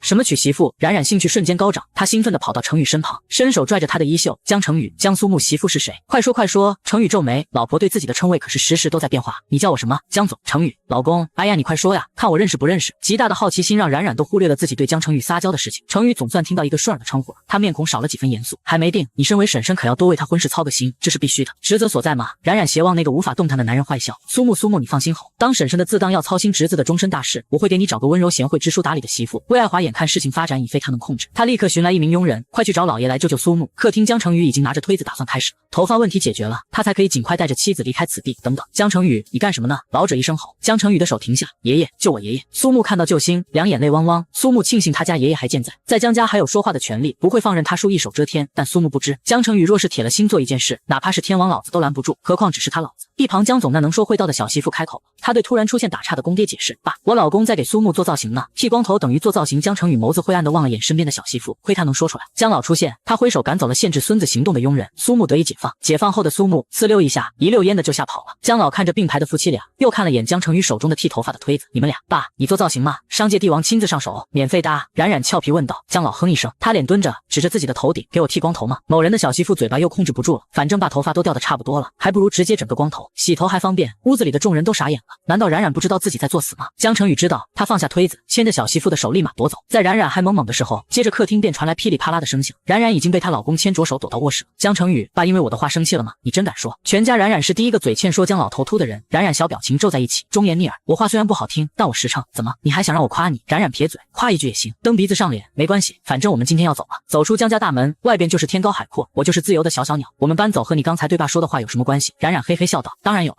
他生气但是管不着我。时间证明，江老生气还能管得了他。已经下午7点了，夫妻俩还在江家老宅。天越晚，冉冉心越不安，他不止一次的催江成宇，咱赶紧走吧。江老瞪着二儿媳，你们见过谁晚上搬家的？冉冉被瞪得害怕，他悄悄地朝成宇身边移了移，成宇嘴角微勾，他能感觉到身后仿佛藏了只小猫咪，东西早已准备好，现在就能离开。江老贼看不起浴室躲到男人身后的小人，有本事将下午说他头发秃的架势拿出来啊！现在死，呸！他看不起，今晚你们还就不能离开了？你不是还得给我头发做造型的吗？听此话，冉冉的心电图瞬间绷直，他哭唧唧的心想：完了完了，万事留一线，日后好相见，自己咋就记不住呢？成宇明里暗里护犊子，我手工费太高，爸，你消费不起。嘿，这话说的，江老更气了，不是说免费的吗？他万幸自己没心脏病，若是有，但今日这夫妻俩一人一句话，能把他气进 ICU。夫妻俩气他，那他也气回去。今天你们还就走不了了，管家锁门。他可知道这二人一个个的都着急离开这个家，既然如此，那就别怪他了。一边的管家提醒苏木去染发还没回来，那就给他留个后门。说曹操回，苏木发型回到本初，乌黑浓密的短发不羁的散在两边，确实比刚才一头褐发看起来顺眼多了。他进入家中，第一时间走到江成宇面前，毕恭毕敬的弯腰低头，请小叔叔检查。我染了3遍头发，根都是黑的，我看看。冉冉伸手打算去检查，苏木啪的一巴掌打掉冉冉的手背，让我叔看，你是我叔，我是你叔老婆，我看他看都一样。冉冉揉揉被打的手背，将手背递给成宇，小奶音撒娇告状，老公，你看都红了。成宇抓住妻子的软弱无骨的手背仔细看了看，接着他冷着眸子对侄子，和你婶婶道歉。苏木最后的倔强，我不，他活该，对，活该。江老在一边气呼呼的加了句，冉冉撅嘴，他也不顾手疼不疼了，当务之急是赶紧离开。江成宇，苏木的头发都检查过没问题，咱走吧。江成宇细听他对自己的称呼，又变成有名有姓的了，他心中不悦，爸说的有道理，晚上不适合搬家，一句话注定了冉冉要在江家多留宿一晚了。那一瞬间，他感觉自己的天仿佛塌了。夜晚，冉冉坐在沙发上，气得捶怀中的沙发靠背，眼看要走了，就因为嘴欠说了一句话得罪人，这下美了吧，害得自己走不了。他不知道，让他走不了的不是因为自己一句话，而是因为自己一个称呼问题。江成宇，明天一早咱就走好不好？我马上就要开学了，到时候我就没时间搬家了，看我心情。说完他就去洗澡了。不远处的卧室，苏木挤入父母主卧，妈，你给我说说你和冉冉之间的吵架打架都是怎么回事啊？说起这个，魏爱华对儿子那是知无不言言无不尽，半个小时的时间，他将这段时间发生的事情全部告知儿子。知道真相后的苏木感叹了句造孽啊。苏木叭叭叭的说了半天，总结来说就是冉冉那种懒人，不会强把自己累成狗的头衔的。苏木，你怎么说妈的？照着儿子的话，那他就是累成狗的人了。昨晚我才意识到自己被骗了，哎，事情都发生了，还能怎么办？那个妈，时候不早了，你赶紧睡，我去找找他。亲妈误会人家那么多次，他想替母亲道个歉，以母亲的脾气让他道歉，他低不了头。回来这么晚了，你去找你小婶婶，你小叔该不高兴了。魏爱华提醒儿子。江苏木不怕出人命，离开母亲卧室去了小叔的卧室门口，他敲门，古冉冉，我知道你没睡。开门，沙发上躺着的少女坐起来，他扭头看了眼床上在阅读的男人，你衣服穿好，我去开门了。江成宇合上书籍，他舌头舔着后槽牙，现在越看侄子越不顺眼了。门打开，冉冉没好气的问，有事？废话，没事，我来找你干啥？他不客气的走进夫妻俩的婚房，忽然他看到沙发上的枕头和盖被，我靠！他看着沙发又看着卧室的大床躺着的男人，他声音飙高，你们俩一直分开睡的？冉冉抬手对他脑门就是一记拳头，声音小点会死啊！成宇掀开被子下床，是时候收拾侄子了。苏木来找冉冉道歉的事情抛到脑后，他惊讶的眼神在二人身上流转，我以为你早就成为我叔的女人了，原来你还是阿叔，叔饶命！成宇揪着苏木的耳朵，将他耳朵拧得发红，原来你婶还是什么？还是清纯小处女啊！叔，耳朵掉了，再说一遍，你婶还是什么？你又没碰她，她可不是黄花大闺女吗？江成宇这次更狠，他拧侄子的耳朵根，我再问一遍，她是什么？耳朵的疼痛传遍苏木浑身，他怎么回答小叔都不满意，于是求助一旁的好友，靠，古冉冉你别光看啊，快他妈救我！冉冉看丈夫欺负人，她嘴角都咧着，太惨了，苏木太悲惨了，我打不过我老公。丁，老公这个称呼再次上线，江成宇手劲松了松，他语气变缓问冉冉，你替他回答。这问把冉冉整懵了，苏木说的没错啊，我们结婚到现在毛线都没发生，我可不就是清纯少女黄花闺女？江总喉结滚动，他这是抱怨自己不睡他。江成宇的手松开侄子的耳朵，他走近妻子，冉冉吓得双手捂耳朵，你干嘛？他回答错了难道也要被揪耳朵？早知道他就不回答了。江成宇攥着妻子的小细胳膊，一个用力将她拉到怀中，一个公主抱赫然出现在苏木面前，冉冉身子悬空起来的瞬间，他心吓得快跳出来。喂，你干嘛？江成宇抱着妻子走到床边，他掀开被子，将冉冉朝一边扔去。苏木惊得嘴巴张圆 ，OMG， 小叔要给他来现场直播了吗？太刺激了，太刺激了！冉冉内心慌的一批，他吓得坐起来。江成宇，咱约法3章在前哦，你别越剧。江成宇扭头望着还处在原地的侄子，你还打算看我和你婶婶接下来的内容？苏木捂住双眼，我不看，我不看。成宇看都不看侄子一眼，他低吼，滚！苏木吓得条件反射，甚至忘记救自己身处火热的同桌，他闭眼麻溜的逃出去。屋内夫妻俩对视，冉冉被人圈在床上，一动不敢动，他吞咽口水。江成宇，你要去睡沙发吗？江成宇凑近他，微暗的屋子灯光打在男人的脸颊，他的呼吸，冉冉甚至能感受到，他紧张的不敢眨眼，看着近在咫尺的脸，觉得我不碰你，难受了。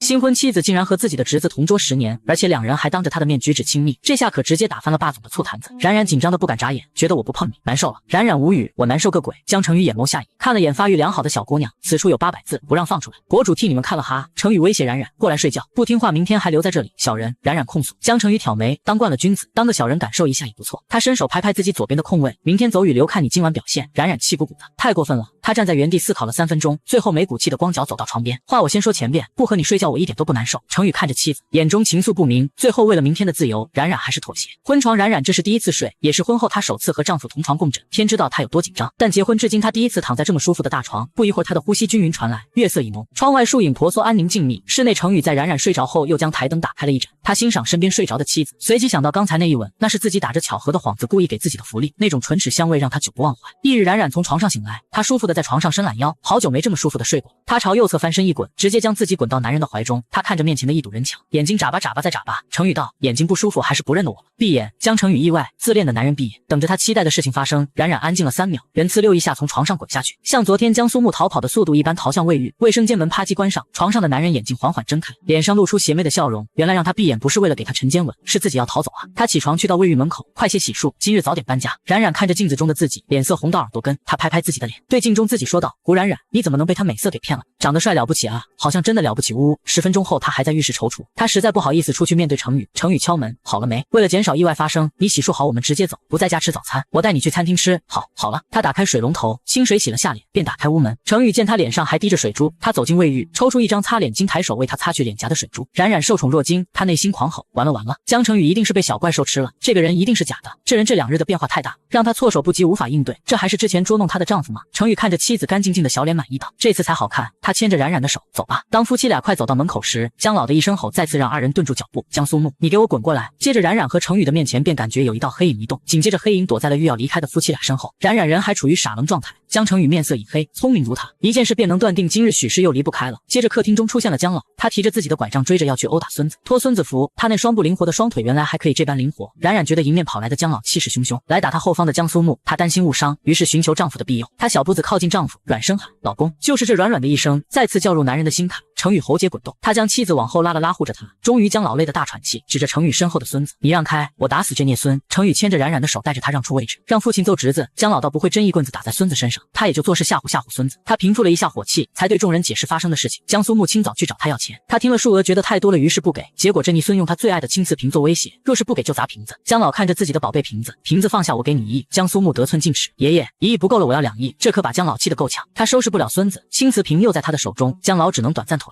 我给你瓶子，给爷爷放下。不可能，你让我抱走玩几天，钱到账我再还给你。说完，江苏木用食指顶着瓶子底部转圈圈，玩瓶子像玩篮球似的，可瓶子不是球。只听一道咔嚓声，让屋子陷入寂静。爷孙俩同时看着地上摔得稀巴烂的青瓷碎片，他心爱的瓷瓶，他收藏的老古董就这样没了。知道发生了什么后，还不等江成宇夫妻2人说话，接着楼上又有一道惨叫声：啊！江苏木，我钻石手链上的钻石呢？冉冉定眼一瞧，原本闪闪发亮、贵气逼人的钻石，此刻光秃秃的，只剩下空空的壳了。江苏木喉结滚动，卖钱了。江市长也拿着自己的碎了的水杯出现。江苏木，我杯子怎么碎了？我去偷我妈的手链，不小心碰到国家奖给你的荣誉水杯，然后就碎了。好家伙，江苏木短短1个早上将家里的人全都得罪了一个遍。江成宇和冉冉是因为他怕，所以不敢得罪。沙发上，江老、江市长、魏爱华坐成一排，看着蹲在地上双手抱头的江苏木。另一个沙发上坐着江成宇夫妻俩。江老说：成宇，你收拾他。江市长也不舍得揍儿子，因此他也想让弟弟摁着江苏木痛扁一顿。魏爱华更是直接说：成宇，你和小冉别走了，就在家里帮嫂子好好管教江苏木。听此言，冉冉瞬间腰背挺直，不让他走了，不行，大嫂，我老公房子都买好了，我们现在就就要离开。说完，冉冉幼稚地拉着程宇的手。程宇在沙发上纹丝不动，任由他的大掌被女孩的小手拽着。江家人都心知肚明，搬走欲望最强烈的是冉冉。他想搬走的原因就是因为和魏爱华不和，而家中现在大家一致都想让江程宇留下。程宇就是如来佛，有他在江苏木这只泼猴翻不出风浪。若是放在以往，江苏木听闻让小叔管他早就一蹦3尺高了。今日他出奇的安静，好似他的最终目的就是如此。魏爱华为了让程宇和冉冉留下，他甚至对冉冉提出，我能不能单独和你谈谈？冉冉想也不想就拒绝，他不拽江程宇的手，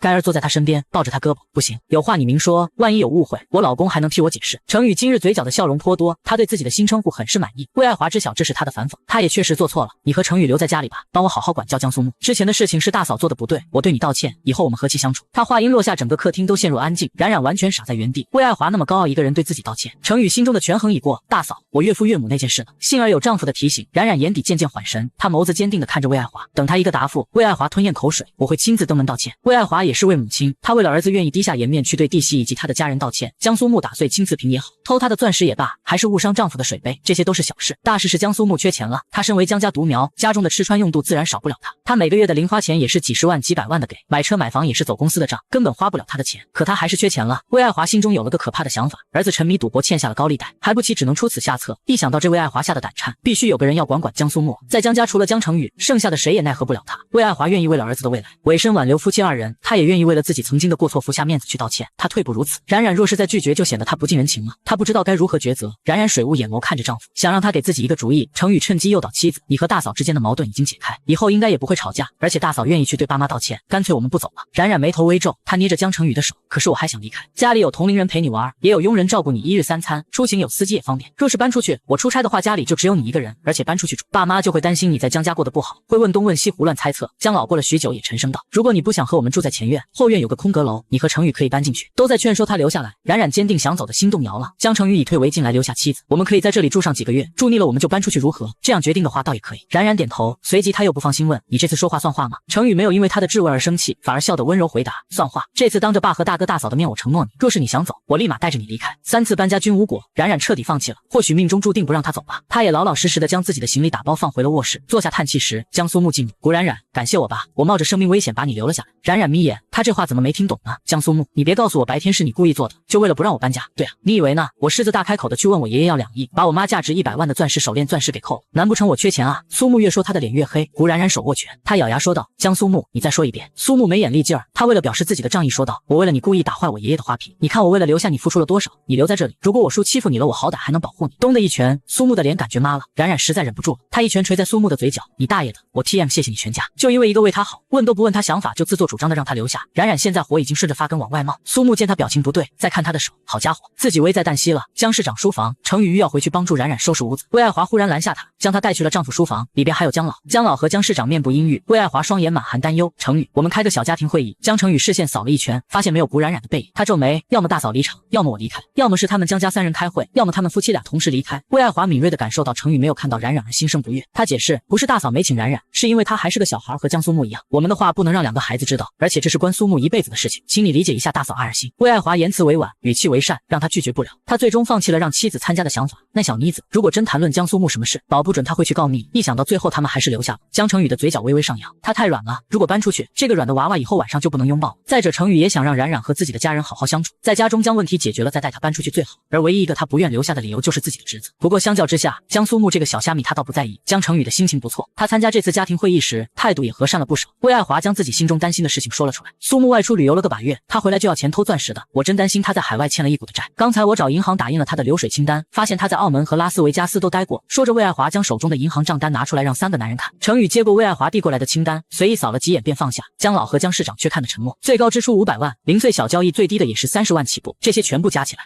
2000万的流水是肯定的，这对他已经是个不小的支出了。江老觉得事态严重，江市长觉得儿子入了歧途，魏爱华则认为儿子肯定是被身边的人给带坏的。只有程宇淡淡的说了句正常。江老抬起眼皮反问，这正常吗？江程宇目光长远，看待事物比江老开通，比江市长灵活，更比魏爱华的全面。江家做决策时多数都会参考江程宇的看法。程宇云淡风轻地说：“我给江苏木100个胆子，他也不敢去沉迷赌博，还去欠下高利贷。魏爱华却不相信自己的儿子，我带着江苏木去玩过豪赌，给他了10亿让他玩，他都没兴趣。你们觉得这3两千万能满足他？”屋子的人被江成宇的话给惊到了。他什么时候带着江苏木去玩赌博了？在江苏木中学时刚有了自己的想法，对钱有了新的认识。江成宇为了锻炼侄子，碰巧一次他去赌城出差，于是便把侄子带走了。那一晚，江苏木看到满桌子的钱，他吓得一直牵着小叔的手。当江成宇大手一挥，直接豪气包了全场，桌子上的钱落成小山堆，准备和对方玩赌时，江苏木却拉着叔叔离开此地。那是他第一次不害怕小叔叔，而是义正言辞地教育叔叔，赌博是坏行为。后来江成宇推着侄子的后脑勺离开了赌场。此后不论多大的赌局，对江苏木而言，看都不看在眼中，更提不起兴趣。江成宇解释完，场内3人的惊讶如出一辙。大哥大嫂，苏木是你们儿子，教育的问题不能一直落在我身上，我以后也会有我自己的孩子，我们各自操心各自的孩子吧。说完这话，他起身离开了书房。江老在此话后，欣喜地看着魏爱华和大儿子。老二刚才说有自己的孩子，魏爱华眼睛快速眨动，面色羞耻地和公公及丈夫讨论弟弟和弟媳的夫妻生活。2个人要是正常的话，再过2、3个月，小冉差不多也该怀了。江老眼睛已经笑弯了，仿佛此刻已经是2、3个月后了。他满意的笑着说：“大师真不愧是大师，一句话就能断定我们江家的兴盛。”程宇回到卧室时，发现自己的侄子竟在他婚房。苏木肩膀耸着，头低着不敢抬起来。冉冉则气鼓鼓地坐在他日常睡觉的沙发上。冉冉见到江成宇回来，他火气又来了。他指着低头的江苏木对程宇告状：“江成宇，你快管管你侄子，今天这一切都是他故意的，你刚才喊我什么？”江成宇啊！低着头的苏木小声嘀咕：“我叔想让你喊他老公。”他说完，后脑勺又承受了来自冉冉的暴击。他也不管程宇是否在场，你给我闭嘴！要不是你，我现在都成自由自在小小鸟了。程宇挑眉：“哟，他还娶了个暴力小妻子呢，打人真不手软。”他走近，冉冉立于他身侧，小手自然而然地牵着他的手指，对他告状：“他今天干的坏事就为了不让我们搬家。”程宇在上午时已经猜测到侄子的用意，不过他不知道侄子为何不愿意让他离开。他看了眼小妻子，明白了，这哪是不想让他离开，这是他的去留随意。冉冉的留下，想到这一点，程宇的喉结滚动，滚去我书房。江苏木起身，低着头，灰溜溜地离开婚房。屋子里只有夫妻俩，一个为今晚将要拥有的福利而心情不错，一个气得撅嘴，嘴唇都能挂油瓶。程宇看着小妻子生气的模样，他含笑，抬手捏捏她的脸蛋，去把衣服整理好，都放在衣帽间。我们可能要在这里住上一段时间，我回来早就帮你一起收拾。若是回来晚，你就先上床睡觉，不用等我。冉冉皱起小眉头，她带着娇软语气问丈夫：“今晚我还要上床睡觉吗？都已经不需要搬家了，她也不需要被威胁了。”江成宇道：“不想和我睡。”胡冉冉诚实的点头：“和你睡不自在。昨晚我看你睡得挺香的，没感受到你有丝毫不自在。”冉冉想到昨晚就脸红。程宇交代完妻子，他就出门去自己的书房了。冉冉对他背影吐舌：“我就不和你睡。”程宇书房满屋子皆是暗色，走进去扑面而来的就是压力。刚才屋里你小婶婶的话，我需要一个解释。苏木抬头和小叔对视，程宇见到他嘴角的伤，眼皮跳动了，怪不得他刚才一直低着头，原来是脸上挂彩，凶手还是自己老婆。他尴尬的咳了一声，目测自己的小妻子下手还挺重的。解释理由能说得过去，我就不教训你了。叔，我不想让你们搬出去住，在老宅住，好歹我在。你欺负古冉冉，我能保护她，要是搬出去住，你对他霸王硬上弓，他才是叫天天不应，叫地地不灵。江成宇按捺火气：“我欺负你婶婶什么？你昨晚挡着我面，你把他、你们那个什么。”胡冉冉绝对是拒绝的，你却非要那什么。说起昨晚，苏木一个大男孩都觉得不好意思。昨晚他离开后，越想越觉得对不起同桌。小叔让他滚，他老实巴交就滚了，放任同桌承受小叔叔的折磨。他觉得自己太不义气了，自己应该肩负救助同桌的重任。为了留下古冉冉和小叔叔，他才出此下策。不曾想自己又被揍了。程宇强调：“我和你婶婶是夫妻，发生什么再正常不过。我爸妈那样的才叫夫妻。你和古冉冉婚姻的不正常，你们自己知道。说句大逆的话，咱俩放在一块对比，古冉冉嫁给我都未必会嫁给你。”一句话彻底惹怒了江成宇，他一巴掌拍在桌子上，发出震耳之声。苏木吓得后腿：“叔，你现在蛮横的，我说个真话都不让了。你哪来的自信，觉得小冉会选择你不选择我？和我比，你哪来的优越感？你以为你的幼稚无聊会被小冉看在眼中？你以为你一头黄毛贴个假纹身，打个耳孔就是帅？没有我，你江家阔少的名号怎么来的？我不在，旁人谁会给你半分薄面？同样的年纪，我已经是公司的总裁了，你至今还是挥霍我挣的钱，你觉得他眼瞎了会看中你吗？”江苏木被说得哑口无言。同样20岁，小叔叔已经入职公司高层，参与公司的决策了，他还不靠谱的，至今未挣过一分。和他小叔比，他1没人家帅，2没人家有魅力，3没人家成功，4没人家有能力。他确实不能比，但是我3年级就认识古冉冉了，和他做同桌也算朝夕相处10年。我比你了解他，比你懂他，比你能让他开心快乐，而且我比小叔你年轻。他说到最后，越说声音越小。苏木的话，江成宇同样也一句都反驳不了，只怪事先没调查清楚，老婆竟然和侄子关系匪浅。江苏木，不管你如何说，现实摆在你眼前，也不管你们之前的关系如何，他现在是你小婶婶。倘若我再听说你和他关系不一般，别怪我断了你的一切经济来源。叔，你现在的行为和法西斯无疑。江成宇戏谑地哦了一声，这就法西斯了。我是多久没有收拾过你，以至于你都敢挑战你输了？苏木在面对给他投食的小叔叔时，不敢再驳他的话，只能自己忍着憋屈。程宇既已了解事情的全部经过，他让侄子滚回去了。苏木刚到门口时，江成宇喊停，等等，你嘴角的伤，一会儿你妈见了问你时，记得说是我打的。苏木伸手碰了碰嘴角，他疼得倒吸一口凉气。女人果然都是没有良心的，他为了古冉冉好，最后却反被打，气死他算了。主卧没良心的小冉衣服都放入了江成宇的衣帽间，原来的衣帽间给人形象是严肃和板正，如今多了一个他，衣帽间瞬间充满了活力，搞定睡觉。冉冉拿着薄毯去了沙发上，他躺在熟悉的位置处蒙着被子，开始闭眸睡觉。江成宇回来时，沙发上凸起的一团让他太阳穴跳动，侄子的话在他耳边萦绕。哼，选一无是处的他，侄子出门远行一趟竟变得盲目自信了。他走过去，大力掀开妻子身上的毯子，他弯腰抱起呆住的少女往床边走去。江成宇，咱俩睡一张床不合适。冉冉企图和丈夫商量，和你丈夫躺一张床不合适，和谁躺一起合适？他把妻子蛮力塞入被窝，他则拿着手机给家中管家吩咐，来我卧室把沙发搬走。二少爷，为什么啊？管家问。江成宇看了眼被窝中探出小脑瓜的妻子，碍事。冉冉听到自己的床要被别人抬走了，他火大的一巴掌打在江成宇的肩膀上，你把我床抬走了，我睡哪？睡床。夫妻俩四目相对，两人心中都夹杂着邪火。不一会儿，管家真的叫来了几名佣人，当着冉冉的面将那辆长沙发抬走了。苏木也亲眼看着沙发的搬走，他暴吼：靠，我叔太不是东西了。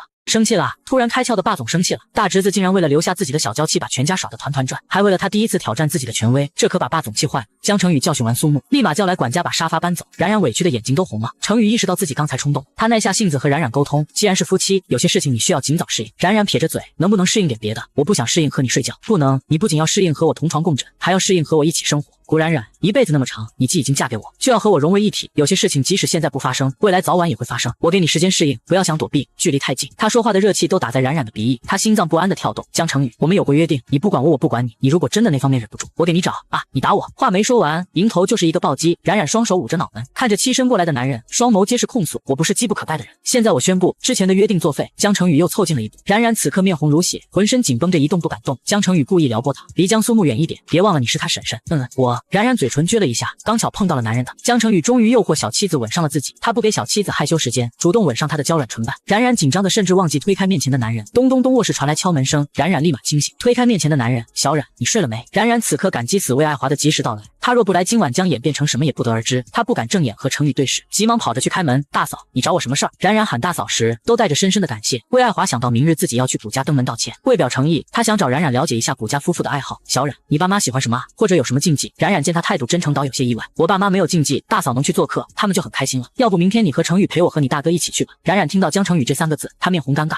他明天可能有事吧？成宇不是在屋里，你去问问他呗。如果明天不是很重要的事情，就陪着你回一趟娘家。冉冉不好意思和男人开口，成宇也听得真切，他故意不回答，就为了等他小妻子来主动找他说话。大嫂，你先进屋。冉冉纠结地看了眼魏爱华，大嫂，你问他吧。魏爱华将夫妻俩的不自在收归眼底，他笑着说，夫妻俩说话怎么还不好意思了？魏爱华没有为难弟媳，成宇，你明天有事吗？有，明天如果小冉回娘家的话，我可以推了。冉冉的脸绯红，内心歪歪，大爷的，江成宇绝对中魔咒了。那就行，那明天上午我们一起去古家。魏爱华说完，他又忍不住地对小叔子说，成宇，大嫂能不能求你个事？苏木虽然做错了，你惩罚是对的，但是能不能下手轻点？他嘴角带着伤，这以后怎么见人啊？冉冉问号脸，江苏木脸上的伤不是我打的吗？他拉着魏爱华求证，大嫂，你说苏木脸上的伤谁打的？除了成宇还能有谁？下手也没个轻重，嘴唇都打肿了，丈夫在帮自己扛雷啊。大嫂，既然你们让我教育江苏木，你们就别插手我对他的管教，他是我侄子，我做的一切出发点是为他好，可是下手也有点太重。魏爱华慈母心说道。冉冉心虚的低着头，默默退到成宇身边。江成宇看着身边的女孩，突然心情极好，心情好了，别人对他提的意见他都会接受，那我下次注意，下手轻点。魏爱华感激的对小叔子说，教育苏木的事情辛苦你了，成宇，大哥大嫂就这一个儿子，你揍的时候掂量点，别揍废了。送走魏爱华，卧室中行凶的女孩不说话了。成宇俯视小妻子，以后注意点，打苏木的时候下手轻点，记住没？小冉乖巧听话回答，我记住了。卧室中已经没有能躺人的沙发，冉冉没有再矫情，她去了床上。江成宇洗漱出来时，床上鼓起的一小团已经睡着了，他笑着坐在床边，趁着女孩睡着，轻轻地吻了下她的唇瓣。翌日，冉冉正在睡梦中被丈夫叫醒，今天回你娘家，早早起来收拾一下，你和爸妈联系下，也告诉他们我们今天回的事情。冉冉从床上坐起来，独自发呆。江成宇又说，我去趟公司把工作安排一下，10点的时候回来接你。床上的女人闭着眼，点头敷衍，态度明显。江成宇见他的困样，他也不忍心叫醒妻子，反正还有时间。路上成宇和岳父岳母联系约定了时间，小冉则抱着被子继续睡。清早赖床是多么幸福的一件事啊！赖床没多久，人又被江苏木给聒噪醒，他气得想捶爆苏木的头，大清早跑来给我聒噪醒，昨晚是不是没把你打够？江家客厅从未有过如此热闹，冉冉追着苏木捶他，苏木则在前面逃。江老看了哈哈笑，自从他的青瓷瓶被苏木这孽孙打碎后，现在谁揍苏木他喜欢谁。不到10点，江成宇车子出现在家门口，江老见到二儿子回来，他心情愉悦的招招手，快过来坐，刚才你媳妇可真是给我狠狠的出了一口恶气。江成宇坐在妻子身侧，望着气鼓鼓的小妻子笑问：“你又办什么事儿了？”冉冉指着挨揍的苏木对丈夫小软硬告状：“我在睡觉，他给我叫醒了，然后你就把他揍了。”冉冉点头：“咱爸给我提供的武器，揍人咱爸也有份儿。”江老笑眯眯地拿起自己的拐杖，十分骄傲地说：“武器是我提供的，打人也有我功劳。”江成宇一时不知道该说什么，他爸貌似有些幼稚。时间到点了，冉冉兴奋地早早上了车，等着丈夫发车。后方江市长的车中钻入了一只跟屁虫儿子，苏木脸上顶着伤，也没皮没脸地跟上了。到了谷家，谷父谷母的热情超出魏爱华的设想，他想道歉的话到了口边都不知道该如何说出去。上次你们去江家找小冉，我的态度，嗨，冉冉都和我们说过了，他那天贪玩跑出去玩了，以至于我们没见到。谷母笑着将魏爱华的话接下，冉冉还小，嫁给程宇我和他爸是吃不下睡不着，就担心他在江家闯祸。不过幸好有你这个大嫂在旁边处处引导他，才让他少做许多错事。这一切冉冉都告诉我们了，也因为有了你的帮助，我和他爸才能睡个安稳觉。最近我们计划着找个时间登门感谢你，结果你们先来了。魏爱华惊讶，小冉竟然这样告诉你们，他在江家的委屈竟然没给娘家人告状，自己一个人咽下，转身却在给他们发好人卡。谷父谷母见到苏木很是惊喜，苏木，原来你是程宇的侄子啊。苏木带着自己的亲嘴窝点头，是啊，叔叔阿姨。他故意仰着脸让谷家夫妻看他嘴角的伤，谷家夫妇对视，眼神的尴尬只有两人懂。瞧吧，你闺女又揍苏木了。苏木和谷家夫妇相熟，这让大家疑惑，他和冉冉到底是什么关系？连父母都见过面。江成宇是最关心这个问题的人，于是他问谷父：“爸，你们和苏木认识？”“认识啊，寒暑假的时候他经常跑过来找冉冉玩，从小到大每次寒暑假都能见到。”江成宇眸子暗下眯眼，侄子和妻子的关系不一般啊。苏木平时也会来找冉冉玩吗？谷母细想，这俩孩子的感情不错，有时周末也会出去玩。江成宇更加笃定这二人关系不一般了。他望着一直坐在他身边的女孩，同样冉冉也扭头和丈夫视线对视，她胸腔发出一番冷笑，加上她冷霜无情的眼神，让一边的女孩莫名有些害怕。还没有人能一个眼神吓退她。江成宇是第一个，他水灵灵的眸子快速眨了两下：“老公，你咋了？回去跟我去书房。”冉冉咬舌，未做错事心谦虚。在谷家吃了午饭，魏爱华借口丈夫的公事繁忙便离开了。冉冉不想离开这么早，她借口在家收拾几件衣服，明天自己回去。程宇知道她在逃避，于是他互动留下说：“我陪你收拾。”到了小冉房间，程宇就忍不住的发问：“你和苏木到底什么关系？同桌关系啊？”男人眯眼，同桌关系会上升到见父母的地步。冉冉一想到答应过苏木，不对江家人说起他当年压迫他的事情，自认找了个不错的借口，那是因为我们经常出门玩，然后一来二去的，他和我爸妈就熟了。玩，你们都玩些什么？冉冉拿自己和闺蜜常干的事说了出来，看电影喝奶茶，一起逛街搜罗美食，还一起出门旅游。你们两个还一起出门旅游？江成宇不淡定了，怎么住的？住一起啊？啊，不对，分开住，分开住。冉冉还以为自己在说和闺蜜的事情，忽然才发现对象是苏木，那自然是不能睡一块的。江成宇脸色一黑，小冉，你们到底是什么关系？男女朋友能做的，他们都做了，还敢说是普通朋友？冉冉每当说谎时，就不敢看对方的视线，她视线躲避丈夫，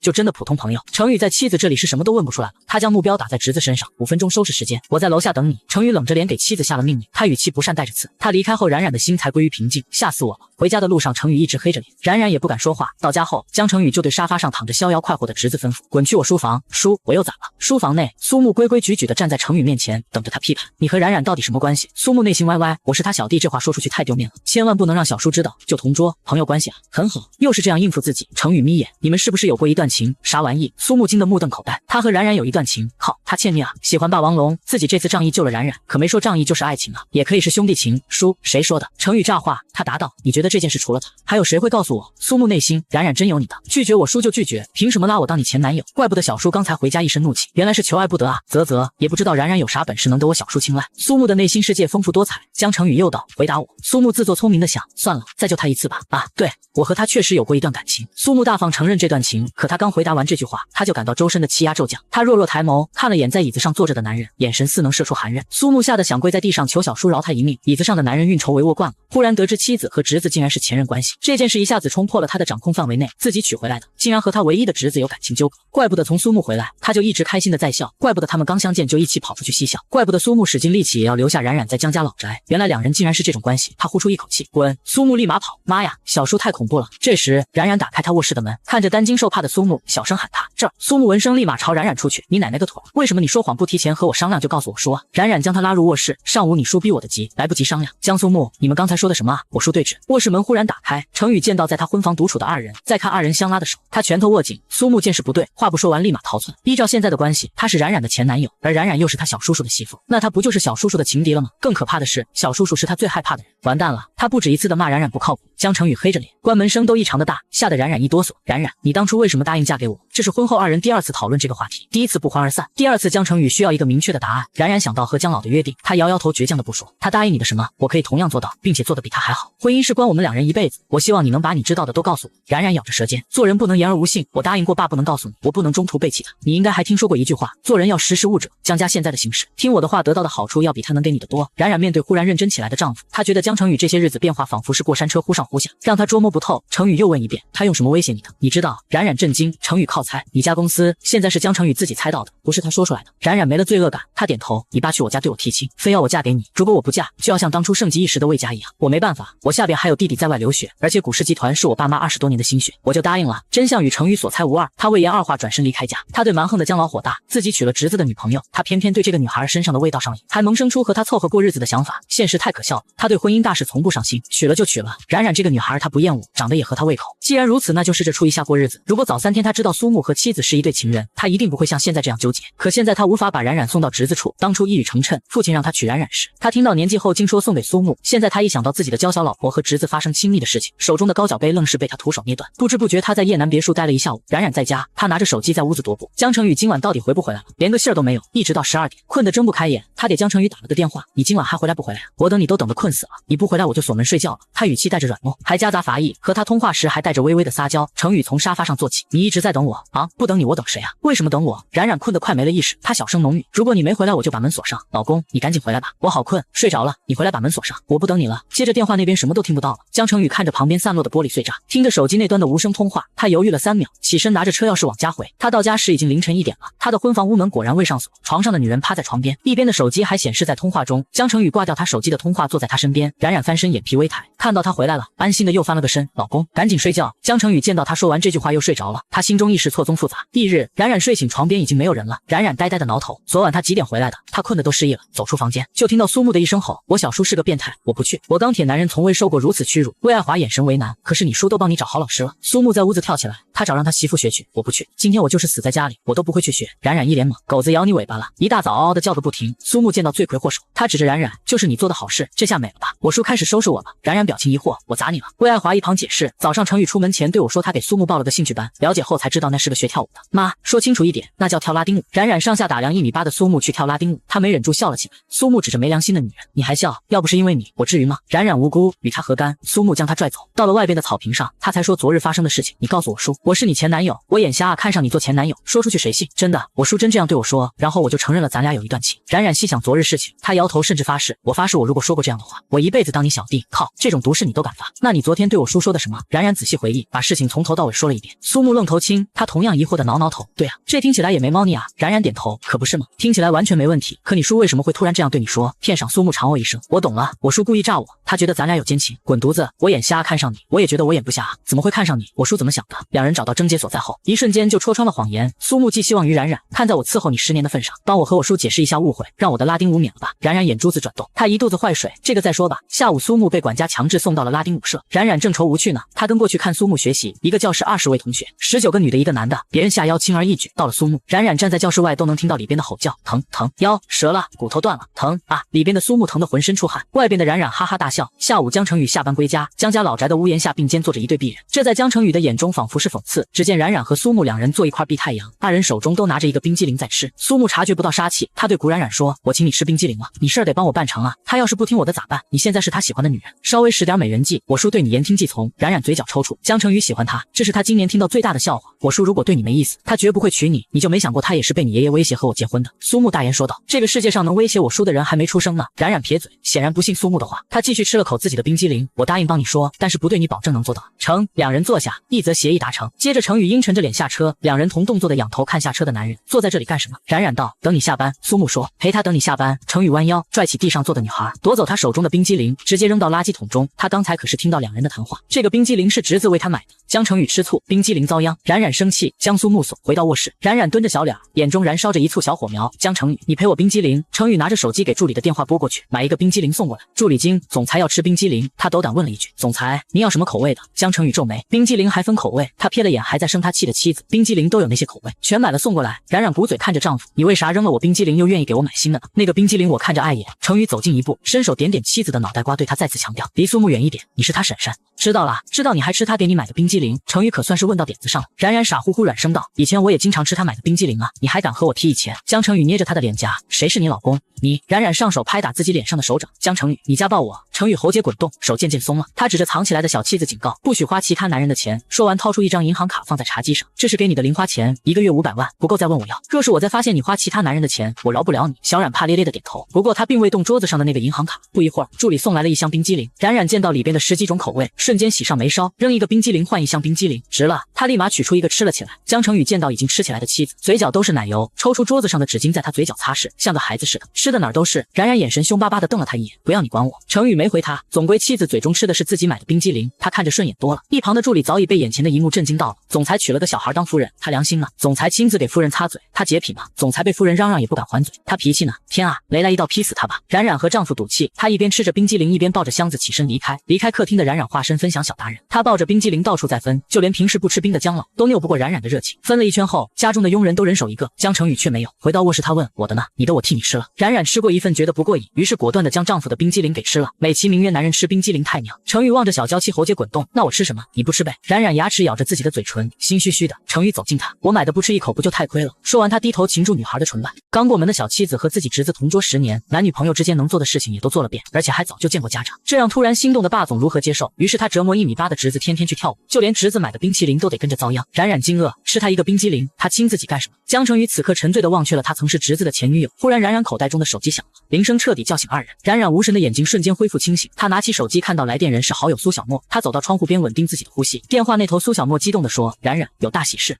我身上能发生什么大喜事？你忘了你上次来找我说转专业的事情，我让我哥帮你去办了，现在办成了，开学后你和我就是同班同学了。提起这件事，冉冉差点忘了，他被逼婚，被江成宇威胁，一气之下竟然决定学商，还雄心壮志的打算以后收购江氏集团，现在竟然出了结果。真的吗？我转商学院成功了？是啊，成功了，我特意让我哥给我们调在了一个班级，江苏木我们3个以后又要一起上课了。冉冉只顾着自己在兴奋了，丝毫没有留意到沙发上的男人，面孔渐渐转黑。程宇对他刚才的话听得清楚，转到商学院，为了和江苏木一个专业，因为和苏木一般他竟这么开心，妻子和侄子的旧情还在，这让程宇头疼。刚才的吻仿佛是耳光打在他脸上，他看着窗户边在嬉笑打电话的妻子，直到他通话结束，冉冉放下手机转身时和丈夫的视线突然对上，他脑海一下子涌现刚才的一幕，他咬着下唇一言不发，远离程宇后撒丫子的跑开。江成宇不难猜测，妻子要去告诉江苏木这个好消息，他坐在沙发上细算接下来该如何搬走，这是程宇能想到最快的办法，杜绝二人见面。同时他给学校施压，压着冉冉的学籍不让他转专业，只要时间一长，二人的感情自然会变淡。如若放任两人常住一起，这两人会如何发展一切都未可知，毕竟都只是20岁的学生，年轻气盛，做事冲动，不计后果不顾颜面，他必须把这一切都扼杀在萌芽期。苏木卧室里见到来人，他立马从床上坐起来，期待地问：怎么样？